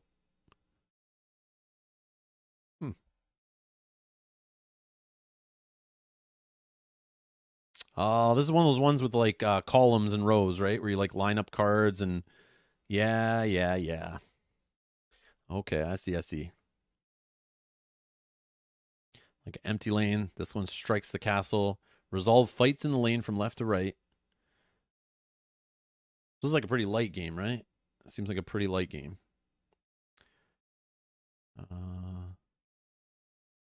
Skytear. 1 to 3 players, 30 minutes, age 10 plus, weight, no complexity rating. Surprised the designers don't just come in and slap something in there to let people know. Just to get it started. Skytear Horde is a solo and cooperative card game inspired by tower defense video games. Waves of monsters will siege your castle, all the while a sea of minions will pillage all your resources. Choose a legendary hero to rally your troops, defend the walls, defeat the outsider. Now go and fight for the alliance. The core gameplay of Skytear Horde is the combat between the waves of monsters and your hero and troops defending the castle. If you played card battlers like I think they mean Hearthstone. It says Heartstone. Maybe it is Hearthstone. I thought it was Hearthstone. But anyways, or Keyforge. I love Keyforge. You'll find yourself at home. You lose if your castle is destroyed or if your deck runs out of cards. On the other hand, to win, it will not be enough to just survive the horde. You will have to find the resources to leave the castle and tear down the gates that are spawning the waves of monsters.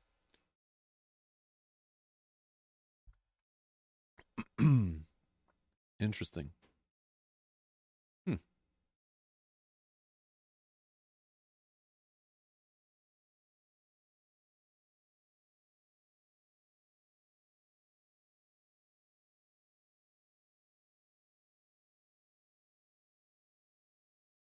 Yeah. I don't know. Campaign / battle card driven, card play, conflict resolution, cooperative, and solo. I don't know.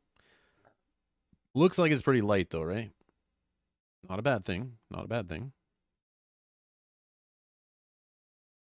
And it's 36 Canadian or 25 euros for the base retail box. Again, coming to retail.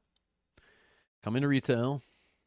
I'll check this out if I realize it's in my game store in the future. Sometime around October 2022 or later, I guess. Gameplay all in, so they already have expansions here.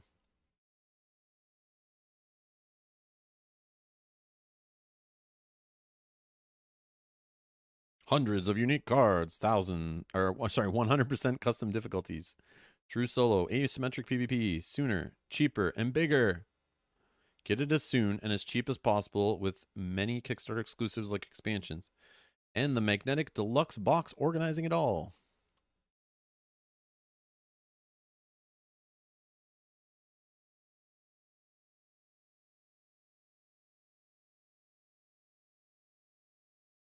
I don't know. Skytear is pretty solid.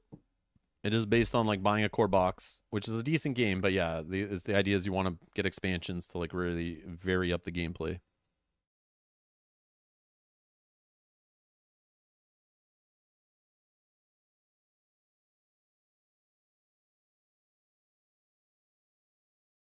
Is it not Hearthstone? Or Hearthstone? Am I saying it wrong? But it's not like, it's not Hearthstone. Hearth stone. Hearthstone? I don't know. This is what they're talking about, right? When they're comparing this and Keyforge to that game. I don't know why they don't just say Magic the Gathering, but whatever. Yeah, I don't know what Yogi is making fun of me. I don't understand. I thought. And then Bob saying Hearthstone is an online simplified MTG. Hearthstone. There is no Hearthstone. It's Hearthstone or Hearthstone. Yeah. Guys are crazy. They did misspell it right here. That's a typo, right?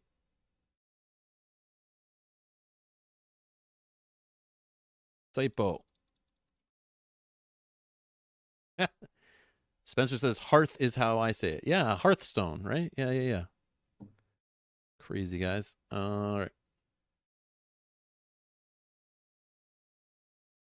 Yes, say earth with an H in front of it. Hearthstone. Oh, okay. I can see that. Yeah.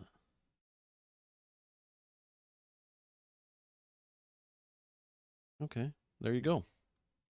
You might want to look into that if you like Hearthstone.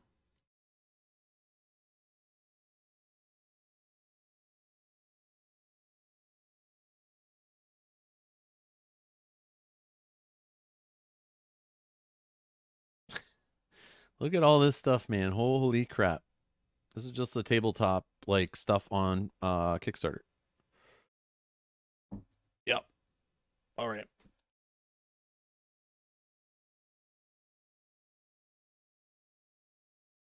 All right. It's a typo. I copied the typo in sympathy with you. Oh, okay, okay.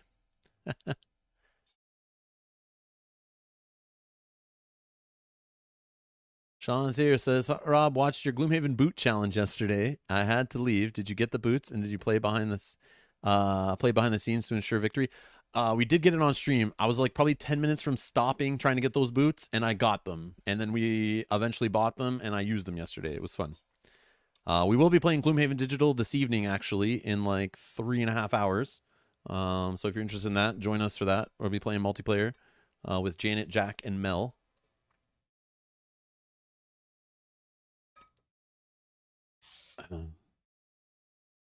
Kingdom Forlorn crowdfunding tab. What?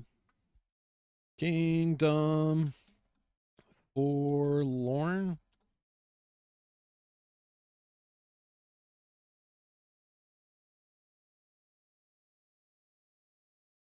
Kingdom Forlorn 2022. Kingdom Forlorn is a solo operative dungeon delver for 1 to 4 players with a focus on loot. Kingdoms Forlorn focus on personal stories and short delves into a titular. I'm probably saying that completely wrong, and I'm sorry, YouTube, if you just flagged me. Into the unknown will build up upon their co-op systems, given advantages to the next player in turn order, bringing a greater sense of working together. You will explore forgotten kingdoms, fight battles with giant monsters or bands of minions, loot, craft, duel, and possibly earn renown and fulfill your heart's desire. Marketing, man. Kingdoms Forlorn will explore forgotten medieval kingdoms, rediscovered knights, noble and vile and errant, venture forth to seek power, treasures, or redemption, and carve their own legends. This game pulls inspiration from dark fantasy titles like Dark Souls, Diablo, and Game of Thrones. Their last project, Aeon Trespass Odyssey.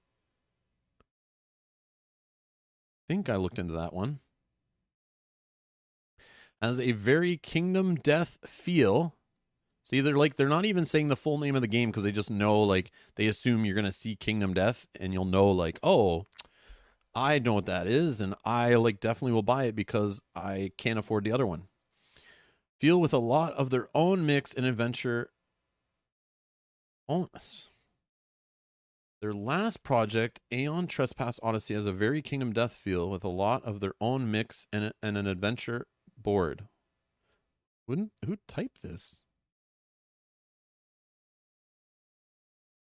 Family, admin, better description needed. Yes, please. Yes, please. Oh, what a joke. Okay, anyways, let's go. You're saying Kickstarter or is it GameFound? Kickstarter, and this is Kingdoms. Or if I click the buy, where does it go? Oh, it doesn't go to Kickstarter. How do I? No, I'll mistype it.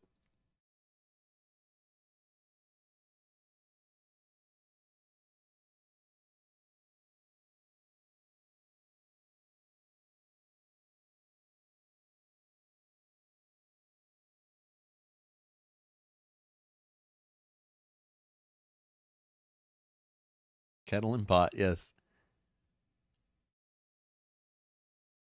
Yes, we actually meant Kingdom Death Parches. Titular?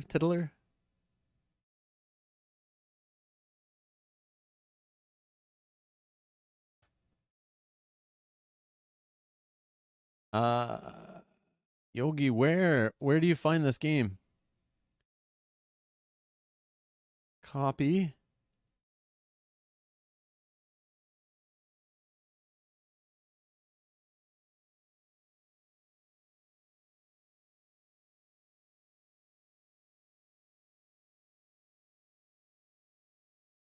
Oh, it's in like 3 weeks. Click the link in the crowdfunding tab. Oh, are you saying on Discord? Are you talking about Discord?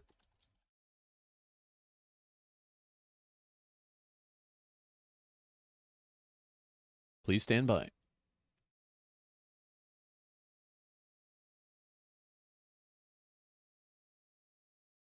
Crowdfunding.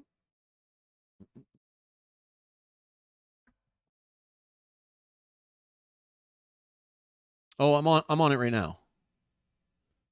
Yeah, yeah. I think this is what you just sent me.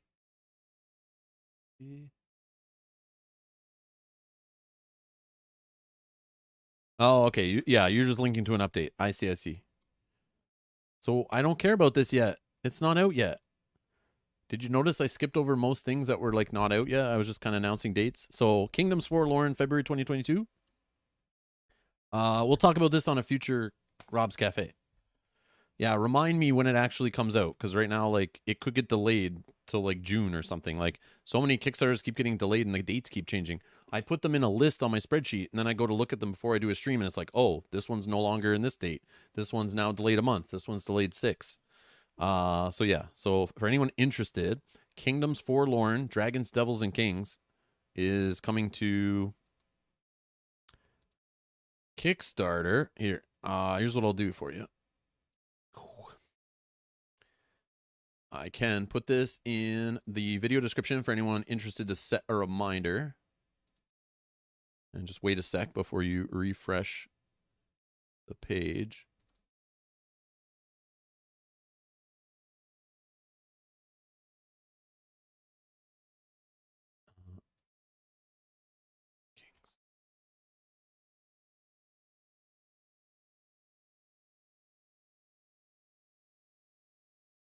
All right, I saved it. It's down in the video description, so if you refresh the stream or you're watching later, just go down to the video description. And yeah, let me just I'll add myself to notify on launch. Here. And then we can look into it when the campaign's actually live and stuff. But good call. Coming soon. Kingdoms Forlorn is an epic, massive board game from into the unknown, offering an immersive co-op and solo experience for 1 to 4 players.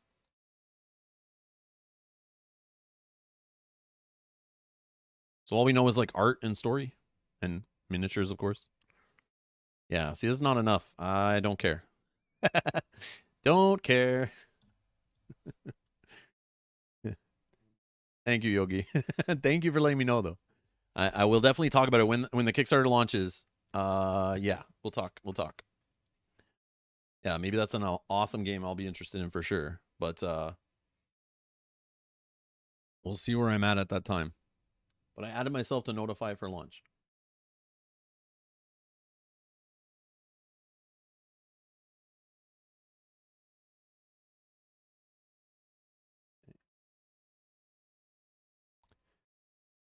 Oh man.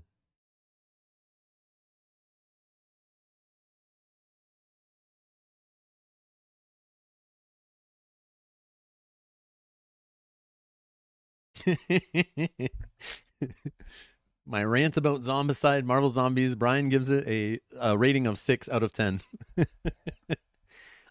You know why it's only a 6 out of 10? Because I've done the rant. I've done that rant already so many times about come on projects and stuff. It just feels like I'm repeating myself over and over, especially Zombicide projects. Yeah, before I was even ranting on YouTube, I was ranting about them in my living room and at my workplace and at my gaming group. Yeah, I feel like I've done them already. So yeah. Yeah. But yeah, not backing it. I'm not backing it. Maybe at retail, that X-Men box, it goes on sale like Black Friday. I'm like, man, I'd love to play with some X-Men in a board game. If I haven't got my fix for X-Men and Marvel Champions yet by then, maybe it'd be cool if Mel painted up, Wolverine and stuff, miniatures. That would be cool. But, I don't think it's worth the price of admission for that. I'd rather just go get like Wolverine and Marvel Crisis Protocol, if that even exists, or like a Wolverine miniature from some other company, and display it on a shelf and Mel would paint it or whatever. Yeah. Yep. Yeah, man, I'm on the hunt for great games. Like I want new like games. I want games that like feel like a little different and that kind of stuff. And I don't need another Zombicide. I do not need another Zombicide. That is the last thing I need.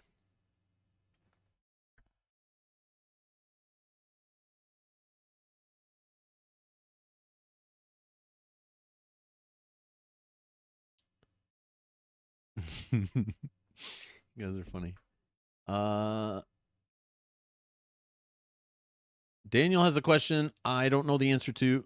Says, should I get the for Madara, should I get the core now or wait for the next update 1.2? I don't know about the 1.2 update. I don't think.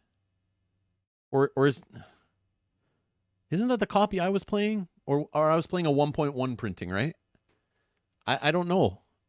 Like, it depends. Do you need it that bad? If not, wait for the better version with like more, less typos and stuff, right? That's up to you. That's up to you. I was playing 1.1. Okay. I think 1.2 is just a little bit of streamlined stuff. I don't feel like it was that drastically different. But going from, I think, the 1.0 to the 1.1, they totally fixed a ton of typos and things. Because I remember when I was talking to the designer, they were saying like we could send you 1.0, but if you're okay in waiting, I'm like, no, I want to play the best game possible. I'll wait, and that wait ended up being like a year or so. But for me, like, it still was a great game when I played it, so I don't think it would have mattered either way, really. But I do prefer less typos, especially when you're playing like a story game where like you could literally get stuck because they mess something up. Like you're like, oh, hold on, guys. I'm not sure what to do now. This doesn't make sense. Let's go on the internet and try to find an answer. How do we deal with this? Like, I hate when that happens in a game that you spend like an hour setting up and getting into, and then you have to like put on the brakes while you look for a solution because someone didn't proofread properly, or, it kind of sucks.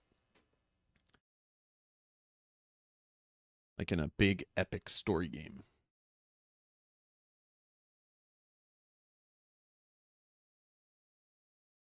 But yeah, someone else. Edgar's saying in the chat they're going to include 1.2 changes with Act 2 and Act 3 orders. Oh, there was rebalancing too. They changed stats for attack and defense too. They noticed that if they didn't rebalance them lower, it would suck for Act 2 and 3. Oh, okay. Yeah, I don't know. I don't know.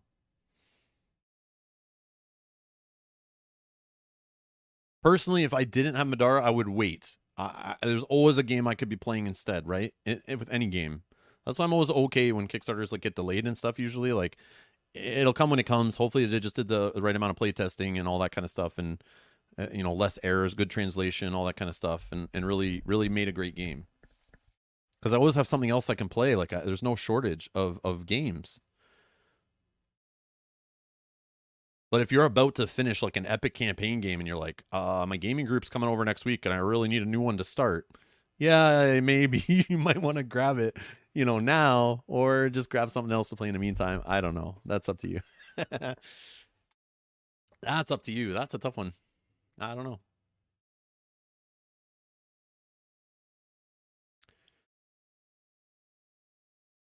But I don't think any version of Madara is bad. They're just like improving tweaks and stuff, right?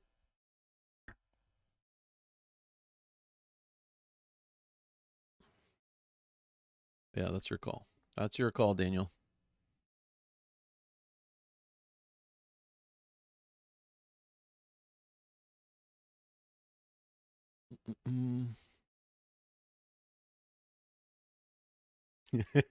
Stacy, this fire, man, just keeps going. Just keeps crackling, eh? Yeah, I haven't even taken a break, man. I should stand up. I don't know. I should have got a refill of coffee, that's for sure. Damn waitress. Damn waitress. But yeah, I think we're at, like, I'm just looking through the chat, see if there's anything else we can discuss, but I feel like I've gone through any of the crowdfunding campaigns that I want to talk about, discuss some of the stuff in the industry. I feel like it's been productive. Got a few things off my chest. I think we're okay.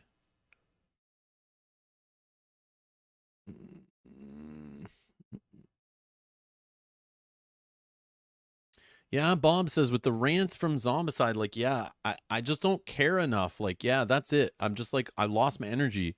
I was all week, like, the lead up to the zombies thing. I felt like I talked about enough in the past cafe streams. And even when it was going to launch, I like didn't care. And then it launched. And then people keep asking me about it. But I'm like, have you guys not like understood like what a zombicide is by now? Like, you know what you're getting. You know what you're getting into. It's just the same thing over and over again. And I was going to literally just say I do not want to talk about it today because it would bum me out. Like, it's just like sad that this is what I wasted my time and effort even like talking about. It's like, this is where we're at. It's depressing. It's depressing. The most excited thing on Kickstarter right now is another Zombicide 10 years later. What is going on, man? Snooze fest. It's a freaking snooze fest. But yeah. Anyways. Necrocomic-Con. Yes. Any plans to play LOTR LCG, aka Lord of the Rings, the living card game? Yes, 100%. I pre-ordered the core box and that little pack. The something Mirkwood. Oh, what's it called? What's it called? See how fast I can find it. Go, go, go. And now we wait for fantasyflightgames.com to load. Okay, guys, get off the website. You're killing it. All right. Oh, man. Who cares about playing the game? We got wallpapers. Why would I need to play it when we have wallpapers? Although the art is sick, by the way. Like, they always, man, the amount of amazing Lord of the Rings artwork these guys have in their repertoire is amazing. Oh, large resolution. Yes. Yes. Desktop background. Yes. All right. My job here today is finished. This is why their website's crushed. You guys are downloading this amazing wallpaper. All right, let's so what Necrocomic-Con's talking about is this revised core set, so similar to what they did with Arkham Horror, the living card game. Fantasy Flight Games has redesigned a core set for 1 to 4 players this time. So you don't need to buy multiple core sets to get multiple copies of cards and all that junk, I don't think. And you can play right out of the box. It's the same campaign, same rules. Maybe they made it look a little prettier. I don't know. I do have it pre-ordered, but I also pre-ordered, which is why I'm here trying to find it, because I never remember the name of it. Products. It's a standalone scenario. This one, The Dark of Mirkwood. So I pre-ordered this little pack, which is a new campaign. Kind of, it's like a repackage from an old, I think like a limited edition, from a limited edition core set they had or something. But I don't have it. I know I don't have this expansion. But it does add to the revised core set campaign. You can add this in as like a 4th mission, I think. The standalone scenario pack. Oh, it contains 2 adventures: The Oath and The Caves of Nibendum. These scenarios were originally released as part of the limited collector's edition for the Lord of the Rings LCG, which I almost bought, but I said no. Now with the inclusion of the new Boon and Burden cards and the onset of the revised core set, you and your fellow heroes can take on these 2 challenging scenarios as their own 2-part adventure or as an extension of the core set's Mirkwood Paths campaign. Will you track down the goblins and rescue the captives, or will you become lost in the dark of Mirkwood? Yes, I want to play it so bad. I refuse to play the core set, revised core set on stream until I get a hold of this. So this hasn't shown up yet to my local game store, but the core set has. I have them on the same order. So I will just go pick up the order when both are there. And if this pack gets delayed by 3 months, oh well, too bad. I've already played Lord of the Rings many, many, many years ago. I have tons and tons of shelves full of cards of Lord of the Rings living card game. Been there, played that. So I don't have the, like, you know, I need to play it so fast and right now. Don't care about the YouTube clicks or anything like that. So yeah, I'm in no rush. I'll play it when I get my stuff, just like you. But you may already have it now or maybe interested in it. There's probably other videos out there. But Lord of the Rings, the living card game revised core set, it's the same game. All they've done is add Burden and Boon cards to the campaign system, like they did in the Saga expansion sets that exist for this game, to make a more robust starting point for the card game. So if you've never played this game, yes, and you're interested in it, yes, go buy the revised core set. It's a better quality way to get into the game. If you're looking to save money, you can buy an original core set, probably used, secondhand market, whatever. and you can still play the same game. No big deal. But if you love it, you'll end up buying more core sets and tons of expansions. And it's a living card game that's been around for many, many, many years, like 10 years at this point. So literally, there. Oh yeah, and starter decks. They announced starter decks, which I hope to get when those come out later this year. I think that are pre-built decks. I probably have the cards to build these decks already, but I will take a look at these and play with these. I'm sure, because I love this game. I miss this game. I need to play it again. Deluxe expansions. So they have deluxe expansions that start off each little saga. And then they have saga expansions. These are like a campaign you can play through the actual Hobbit and Lord of the Rings book. I do want to play through this at some time on the channel. I collected all of these and never played them, because I was always thinking at one time I'll do a YouTube series where I play through this whole campaign. And I still, now that they're rebooting the core set, I want to play it. I want to take those cards and go through these campaigns. I think it'd be fun. Oh, Brian, see you later. Have fun. Have fun at your work meeting, loser. Thanks again, Brian, for everything. I appreciate it.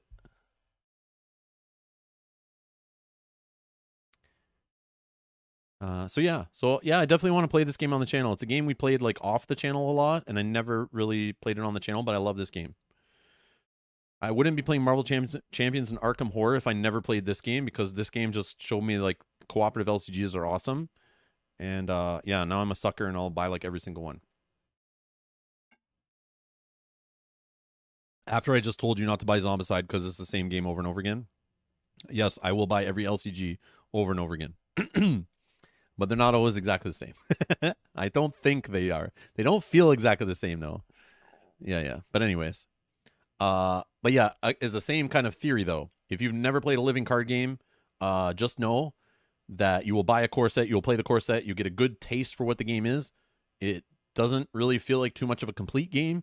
The idea is you start going and buying expansions, build up your card pool, you play different scenarios, you get cards to build decks with. If you like sitting down and building decks, this is for you, because that's a big part of the game. But the co-op gameplay is super fun, assuming you know how to build good decks. If you don't, you can go on the internet, find databases full of decks people have built who are much smarter than me, who've built decks. Or Yogi can help you build your deck, or Kate, or anyone else who is much better at deck building than myself. So don't be afraid of the deck building part. If I was, I wouldn't be playing any of these games. I wouldn't have had so much fun with them. Thank you to everyone who posts decks on the internet. I appreciate it. I'll be honest that I don't like building decks. I just love playing these games. So there are standalone scenarios. I played a few of these at Gen Con. I got to sit down with the designers back when those were released. So fun. Had some good times at Gen Con around this game. They have nightmare decks. If you find the game too easy, you can spice up. You can spice up scenarios. Like, it's insane the amount for this game. So just so you know, there is so much content for this game over the last 10 years. So many cycles of packs. And I think they are repackaging these into the new release model. I'm pretty sure. Did they not say that? So I wouldn't recommend going and buying up packs of these cards. You probably can save some money and some headache if they re-release some of this stuff later. But I bet it'll be based on how well the revised core set sells and how well like the first cycle sell.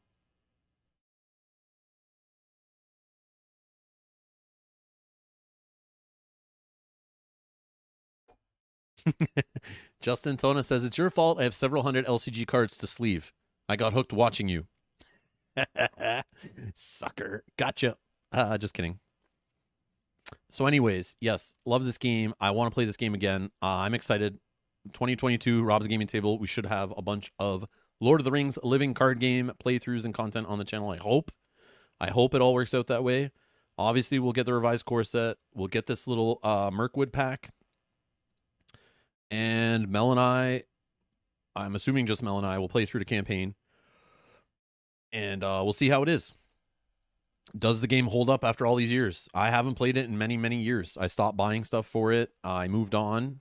But I love the Lord of the Rings theme. I love this game. It's, it was a great point in my hobby, coming up through the hobby.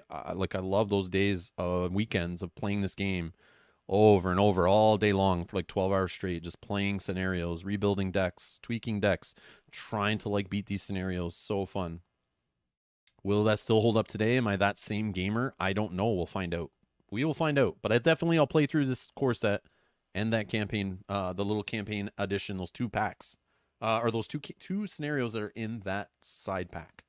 That is the plan. That is the plan. But yeah, hopefully this should show up soon. I guess I could go pick this up separate, but then like I have to go back and pick up the pack. Nah. Oh, Boss says, my favorite game ever, my Dwarf Ally deck broke the game. I remember when the Dwarf decks became a thing. That was like around when the Hobbit stuff all was being released, right? At first they gave the Khazad-dûm, right? Was the first when they started introducing dwarfs. And then I remember when the like Hobbit stuff came out, they added like way more dwarf cards. Wasn't it that? Where's that one?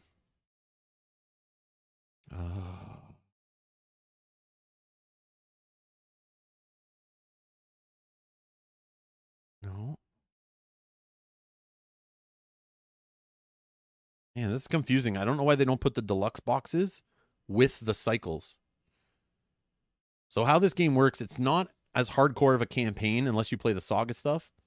You don't have to really play anything in order, but there is an ongoing story. You buy the deluxe box, and then you buy the 6 packs that go with it that were all designed together, play tested together. You know, all the cards are spread out amongst the packs for player cards. But you just find the ones that have similar art, right? It's like Khazad-dûm started a new cycle, so it's the brown and black box. It's this one, right? The Dwarodelf cycle. But like, how are you supposed to remember this stuff? Like, why is this separate? This should be like in that same section. So you got the Heirs of Numenor, which is part of. That was when they added like the Rohan or Gondor stuff. I think all the human whatever stuff. And that's here. That's with the Against the Shadow cycle. Like, why didn't they just call this the Heirs of Numenor cycle? I don't know. I never understood that stuff, but it's very confusing. But I just looked at basically like the art, and then you can read on the back of the packs. It tells you like which one it comes from. But yeah, this was like super confusing trying to collect all this stuff. Boom. The Angmar Awaken cycle, I think, is where I stopped. Yeah, this doesn't look familiar. I think I'd only bought stuff up to this cycle, which isn't a lot actually when when you look at it. So 1, 2, 3, 4, 5. 5 cycles we played and bought this game for. And then I think I called it quits around whenever the Dream Chaser cycle started, which was... Man, their website is crushed right now, at least on my end. 2015, 2016. So I haven't played this game since like 2016. Janet, I think they're supposed to repackage it. I can't remember what they said when they announced the revised core set. But I feel like they said they were going to do it, but maybe they didn't. I can't remember. I'm so sorry. Does anyone in the chat know? Are they going to re-release all these campaigns in like the boxes like they are with Arkham Horror going forward? Oh, Daniel says, yes, it's in the plans. Yeah, I was pretty sure that's what they said, but I couldn't remember.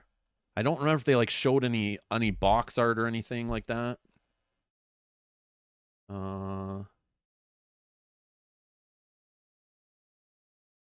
Maybe it's here. Maybe they've like made an article about it.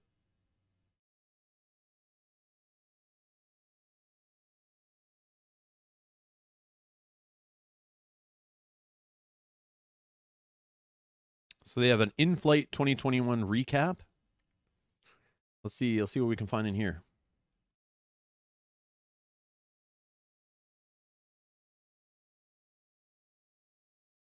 Okay, let's see. Hold on. I can make it bigger.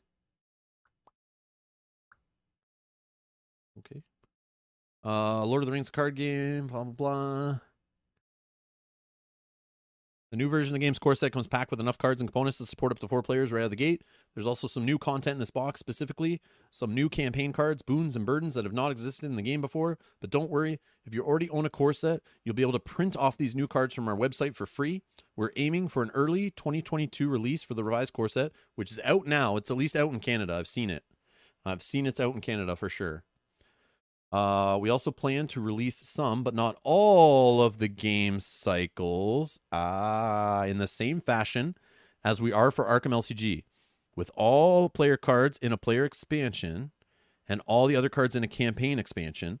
This is all to help new players get into this fantastic game as easily as possible. Look forward to more information on this initiative in the coming months. I assume the first cycle for sure they'll do this with. That cycle was so hard to get the first pack from. I think because it has some great player cards in there, but like, yeah. But who knows? Who knows? Maybe those cycles that I never bought, they'll never do that with, right?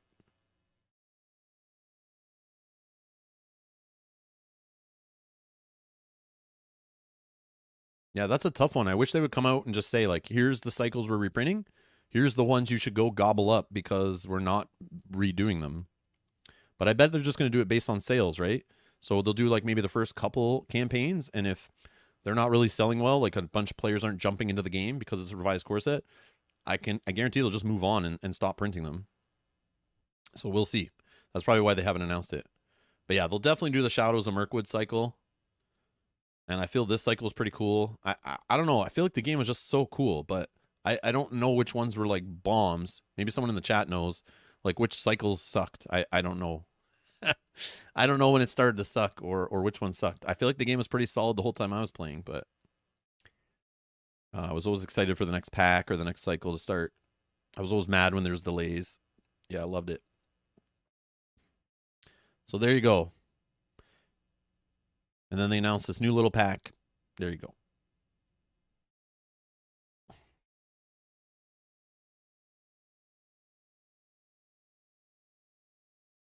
Exactly, Daniel, is where I'm at. He says, let's be honest, if they make if they make money off them, they'll release them all 100%.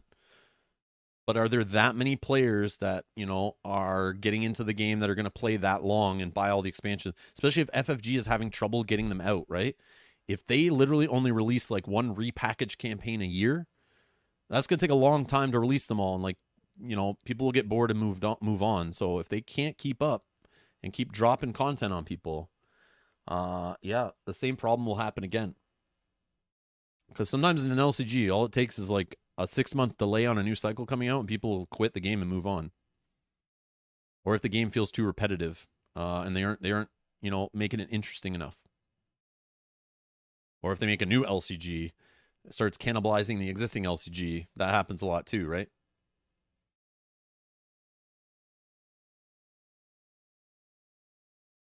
Darren says, oh, wow, my day is over at work. Thanks for helping the day go by. Have a great rest of your day. Thank you for helping my work day go by well, too. You guys, I appreciate you hanging out here for sure. Thank you so much. Yeah, I love the discussion. I love you guys bringing up thoughts. I love people's other perspective on things. You know, yeah. I only ramble about things because you guys asked me to, but yeah. Hopefully some of the stuff I said helps people look at things in a different way, or, you know, makes people look at their game shelf and think about some things, you know. Mutton Chop Piper, hello, sir. Well, Amazon is coming out with a Lord of the Rings show, so some people might watch it and wonder if there's a game to go along with it. Are you saying Fantasy of Light Games, the company that had the Song of Ice and Fire license on a bunch of tabletop games, all of a sudden saw a huge surge when Game of Thrones came on HBO and they made tons of money and started pumping out games with that license? You're telling me that same company you think is going to start promoting Lord of the Rings products based on an Amazon show? I don't believe you. No way. Of course, that's why they're rebooting it. I just thought that was unknown. I know, I'm just kidding. But yeah, I 100% agree. Hopefully, people get resurged. Lord of the Rings becomes hot again. And yes, people will start looking up, you know, the old movies again and getting back into it. People will start buying up games. People will start harassing me to play War of the Ring again. It's going to get crazy. It'll be fun. Hopefully this game becomes fun too. Yeah, the whole reason I'm in this... So yeah. So definitely I got into the hobby based on me loving the Lord or the Game of Thrones show, which I only considered because I love Lord of the Rings. Uh and that made me go look into the books behind Game of Thrones, which Googling for books ended up bringing me to websites showing me Game of Thrones related Song of Ice and Fire books, but also card game chapter packs and board games related to Game of Thrones.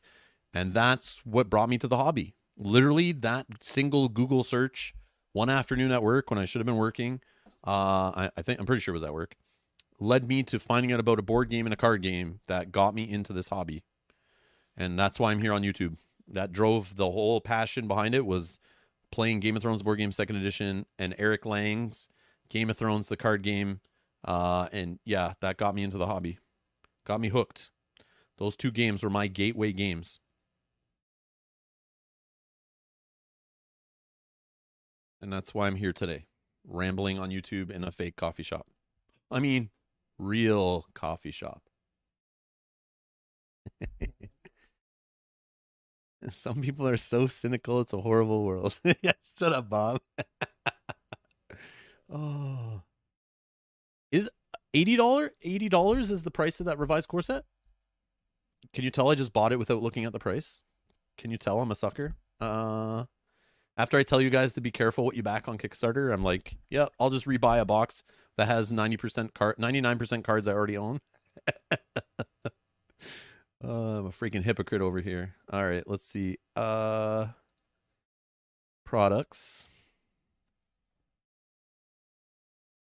Oh, $70 US. Oh, okay, okay.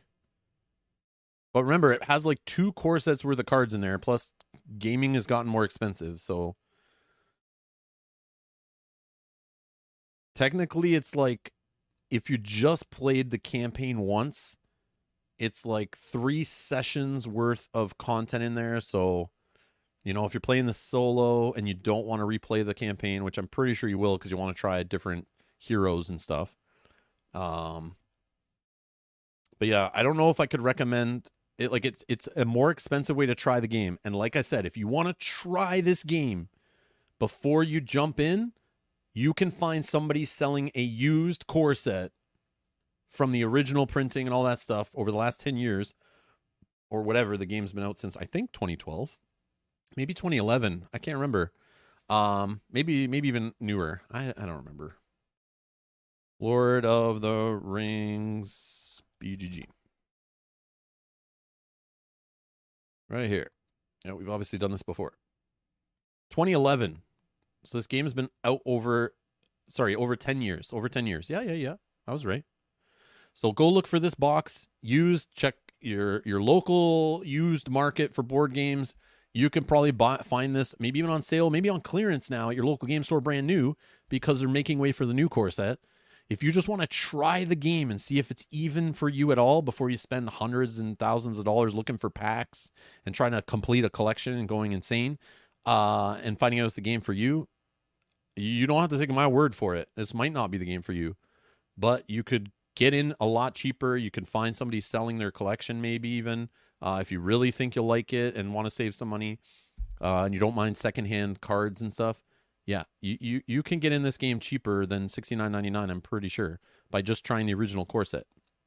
The only problem is when you then get serious and want to start building decks, you're going to need a second core set to get enough cards to start building serious decks with, and that's when it's annoying. Supposedly, this one you only need 1 core set.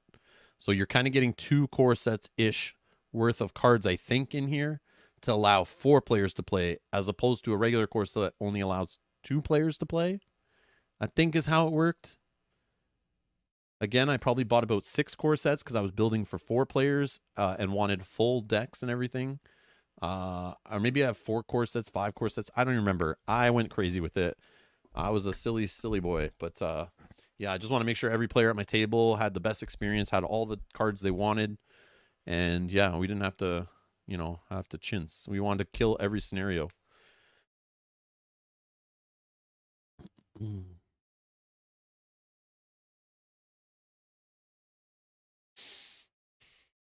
Oh, is it 3 core sets you need for this one? I can't remember. it's so many LCGs over the years, like, you know, Netrunner, Game of Thrones, the Warhammer ones. Like, I can't remember which ones you needed. 2 core sets, 3 core sets, you know, whatever. You know, if you don't play at tournaments, you only need 1. If you play at tournaments, you need like 7. I don't know. I'm glad we're getting away from that stuff nowadays with this kind of revised stuff, but yeah, it's crazy.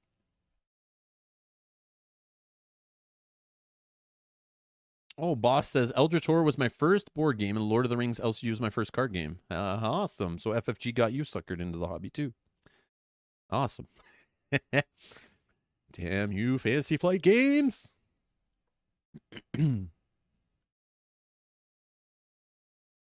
The dials in this one, they're smaller, right? Boss says, I'd love new dials. The original ones were big. Yeah, they were too big. I use them in other games too, though, when I just need a quick dial. I feel like they're smaller. Or they were smaller in that limited edition course that they repackaged. I would assume they're making them smaller in this one because they need 4 players worth, right? How do we see that? Can we see it in here?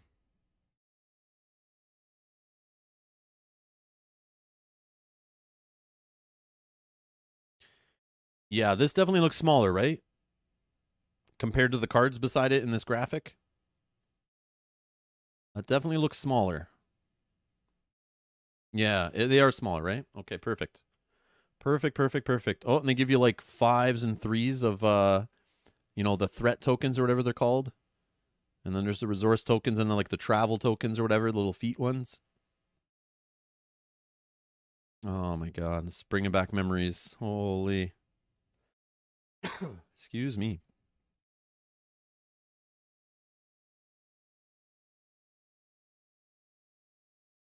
Oh, so cool. Can't wait. I'm excited to play this again.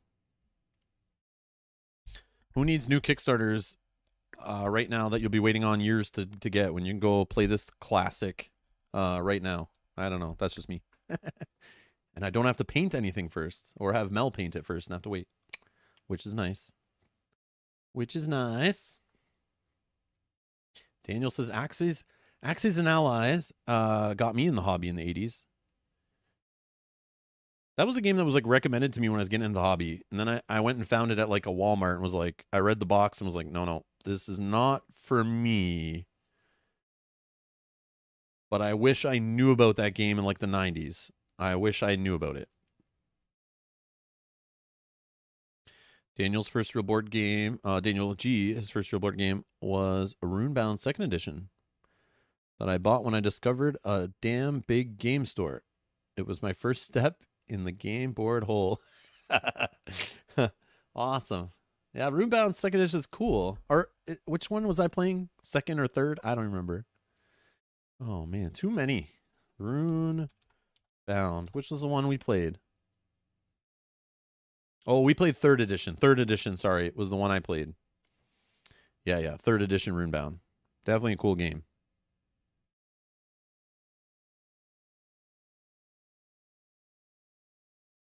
Yeah, boss, I bought a bunch of custom dice with like elvish writing on them and stuff to play with in Lord of the Rings when we went to Gen Con one time. I'll show some of them if I can find them on stream when we play the game. But at first, I'll start by just playing with the stuff in the box, you know, to just show people what it comes with, right? Justin started with Memoir 44, which is another game I have and love that I need to play on the channel for fun. Yeah, it's just a cool game. Just a cool game, like definitely a high value game. Low cost, lots of fun, I think. Daniel says, if I ranted about the hobby like Rob, they would just say, okay, boomer. Rob gets away with it. Yeah, no one says that to me. I'm surprised. I know I'm not a boomer because like my parents are boomers, but I know people just say that nowadays for anyone who rants. Quit complaining, boomer. I just expect better. I expect better. And if nobody is complaining, things do not improve.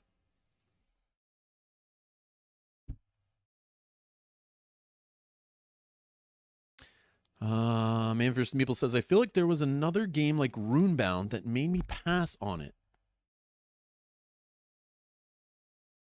That I feel the same way. I think that's why I never played any of the Runebounds and didn't have them till like a year ago Because when I looked at it, yeah, I felt like I had other games that were just like, they scratched that itch, that adventure game itch, right? Also, that token flipping combat mechanic totally weirded me out, and I didn't understand it well and thought that wouldn't be for me. But then I played it, and actually it was pretty good, which is cool. What else we got? Get off my lawn! Get off my lawn, you kids. Back in my day when I played board games.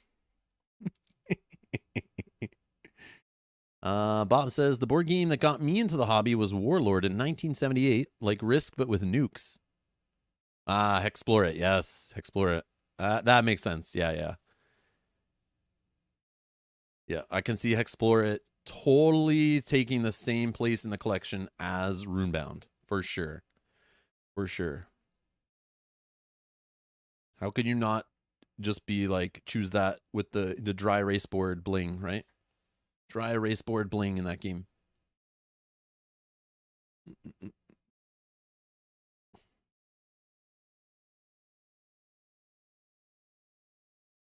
It's crazy though if they actually like used Lord of the Rings license or some other like real fantasy IP license on a game like Runebound instead of using their generic Terranoth license. Yes, the game would probably cost a little more, but how much more would be talked about and sold if it had like the Lord of the Rings thrown on it?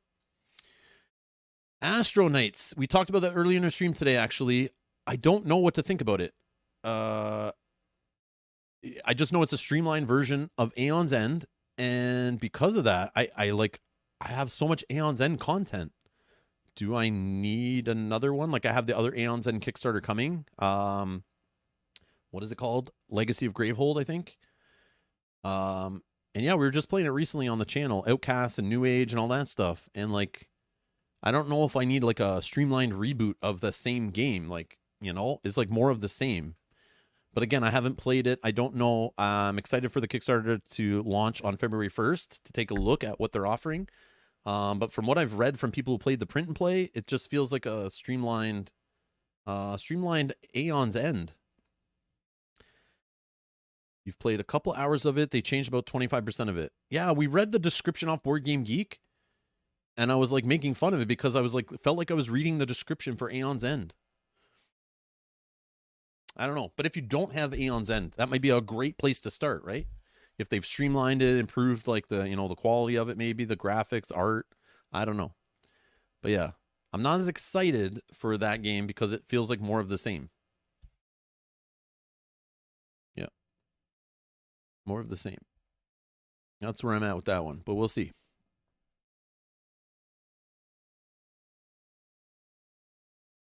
Guys are funny.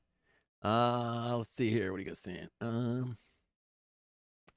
know I missed some comments.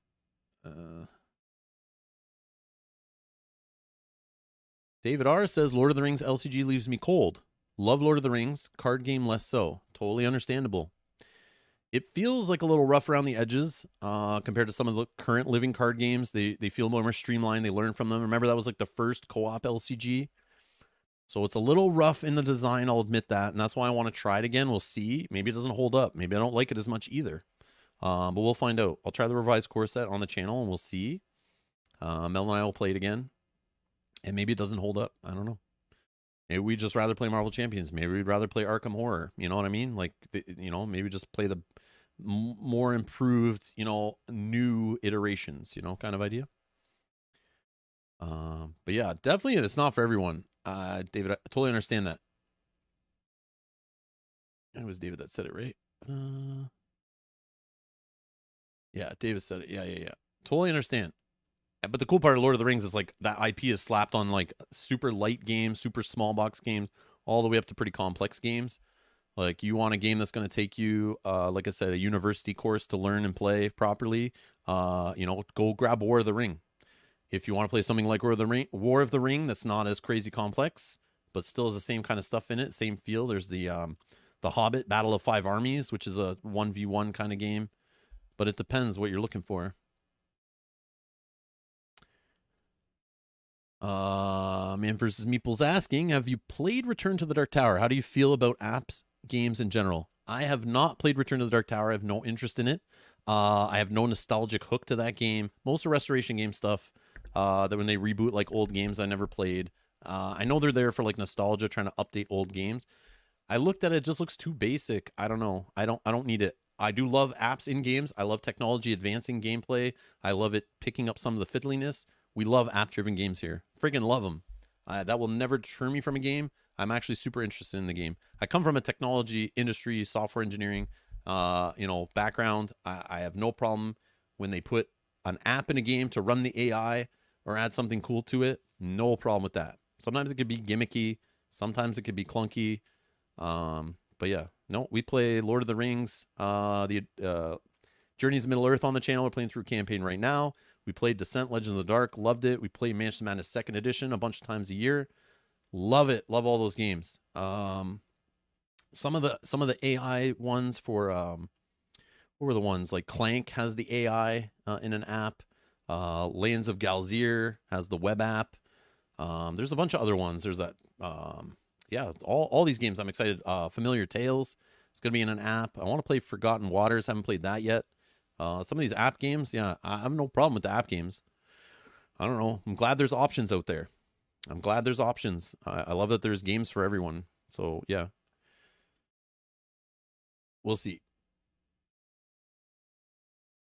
Well, Kanji's back now. We can resume the stream. No problem. I've been waiting for you. I've stayed quiet the whole time. Oh man.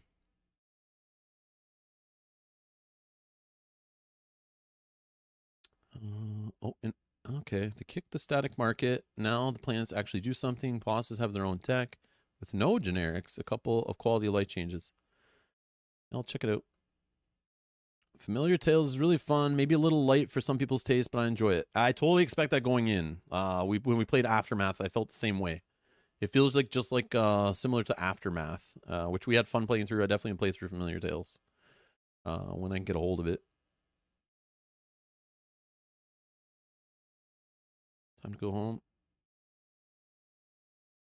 David says, what's the best game you played that utilized an app to its fullest potential?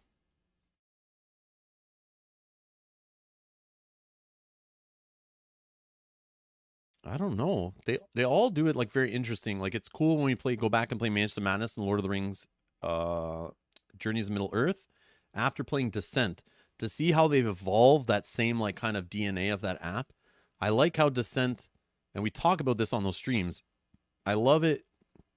We got used to it in Descent. When you were interacting with something on the map, or when you were attacking something, it knew which player was doing that. Because you select your character, it knows it's your turn. It knows what you're doing and will do different things based on which character or which player is actually doing the action. I thought that was super clever. And then we go back and play Lord of the Rings or Mansion of Madness. It has no idea what character is where, who is attacking. And so sometimes some of the randomness can be very harsh and crazy because it doesn't know. But it was always cool when you did stuff in Descent, how they evolved that. So it was kind of cool in seeing Descent Legends of the Dark, how they took what they learned from Lord of the Rings, they took what they learned from Mansion of Madness, and how they tried some cool creative things there. Did they all work? Probably not. I thought it was cool to see how it evolved. I hope they keep pushing that envelope. I can't wait to see what they do in the next set or whatever, next core box for that game. But that was very fascinating to see when they got the chance to start from the ground up, how they would take what they learned from those other two very successful games and how they integrated them with that dungeon crawler. And I thought that was really cool. That one was my favorite so far, I think. But then I go back and play Mansion of Madness, and I still love what they're doing with that. So, like, I don't know. They're all cool. Chronicles of Crime seemed pretty cool. I played a little bit of that. I want to play that on the channel, but I don't have tons of experience with that one. Another one was, what was the other Lucky Duck Games one? I can't remember it off the top of my head. Why am I not remembering the name, guys, that we just played through on the channel? With the Joan of Arc theme, the depressing fantasy theme. Destinies. Destinies had an okay app. It was cool. It was mainly you're playing the app with like a slight game on the side, which was maybe a little too much app for my taste, but it was still cool. But Destiny's was okay. It was okay. It was okay. Oh, okay, KNJ. Thank you for the Dragonholt thing. Thank you, thank you, thank you. I'm still gonna look into it though. I'm still gonna look into it.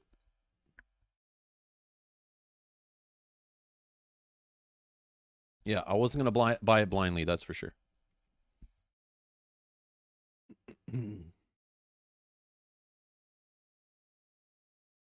Yeah, it'd be cool to see what Fantasy Flight Games does in the future. You know, assuming the apps and games thing, they keep focusing on that, and you know that keeps selling well, and they keep trying things out. Like, I'm curious to see where it goes. I'm curious to see where it goes.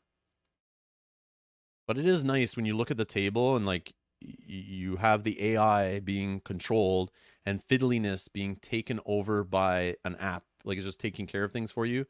And then when we go and play like a more analog game, and you know we're looking through books, and we have like 100 decks to shuffle before we start playing, and all that stuff just gets gobbled away when you play with an app. If you have the right setup, it's super fun. And I've talked about this before. Like we always play our app-driven games with like you know, like a 49-inch TV beside us or whatever it is, a 50-inch TV or something. I have multiple screens. We got the speakers going. You know, is great. Like, but if I was to play the same game at the same amount of players at a table passing a phone around, no. I wouldn't want to play that game. I would think the game's pretty sucky. But yeah, when you have it up on a screen, everyone can see it. You got the music pumping. Oh man, it's a great experience.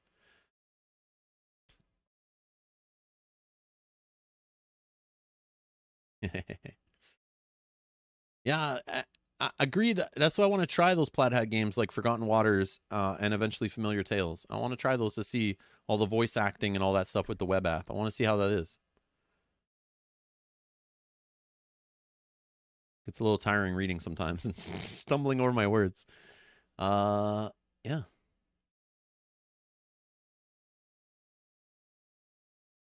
Anyways, it's about that time. I'm gonna get out of here. I need to grab some food and get ready for the next stream. 6:30 p.m. Eastern. We're back playing Gloomhaven Digital.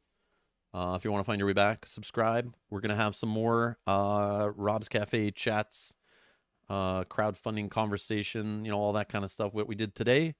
We'll definitely do some of that in the next week or two. I'll schedule it. So the best way to find it is subscribe. So you don't miss out. Turn on the notification bell if you want to be notified when we go live.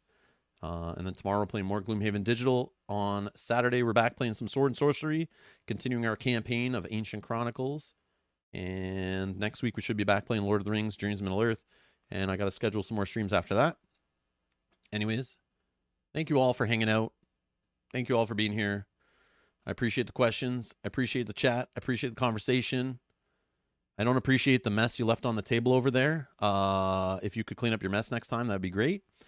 But anyways, thank you all for being here, hanging out in the cafe. Thank you all for all the support. Thanks for the super chats today, guys. I appreciate the donations to help fund some of these campaigns I'll back and some of these games I'll buy. And yeah, stay tuned. We got some other games coming up on the channel. Obviously, we talked about today, but yeah, lots of stuff coming. Should be a good year. Should be fun. Anyways, thank you all for hanging out. Enjoy the rest of your day, and we'll see some of you tonight in our Gloomhaven stream. Bye-bye.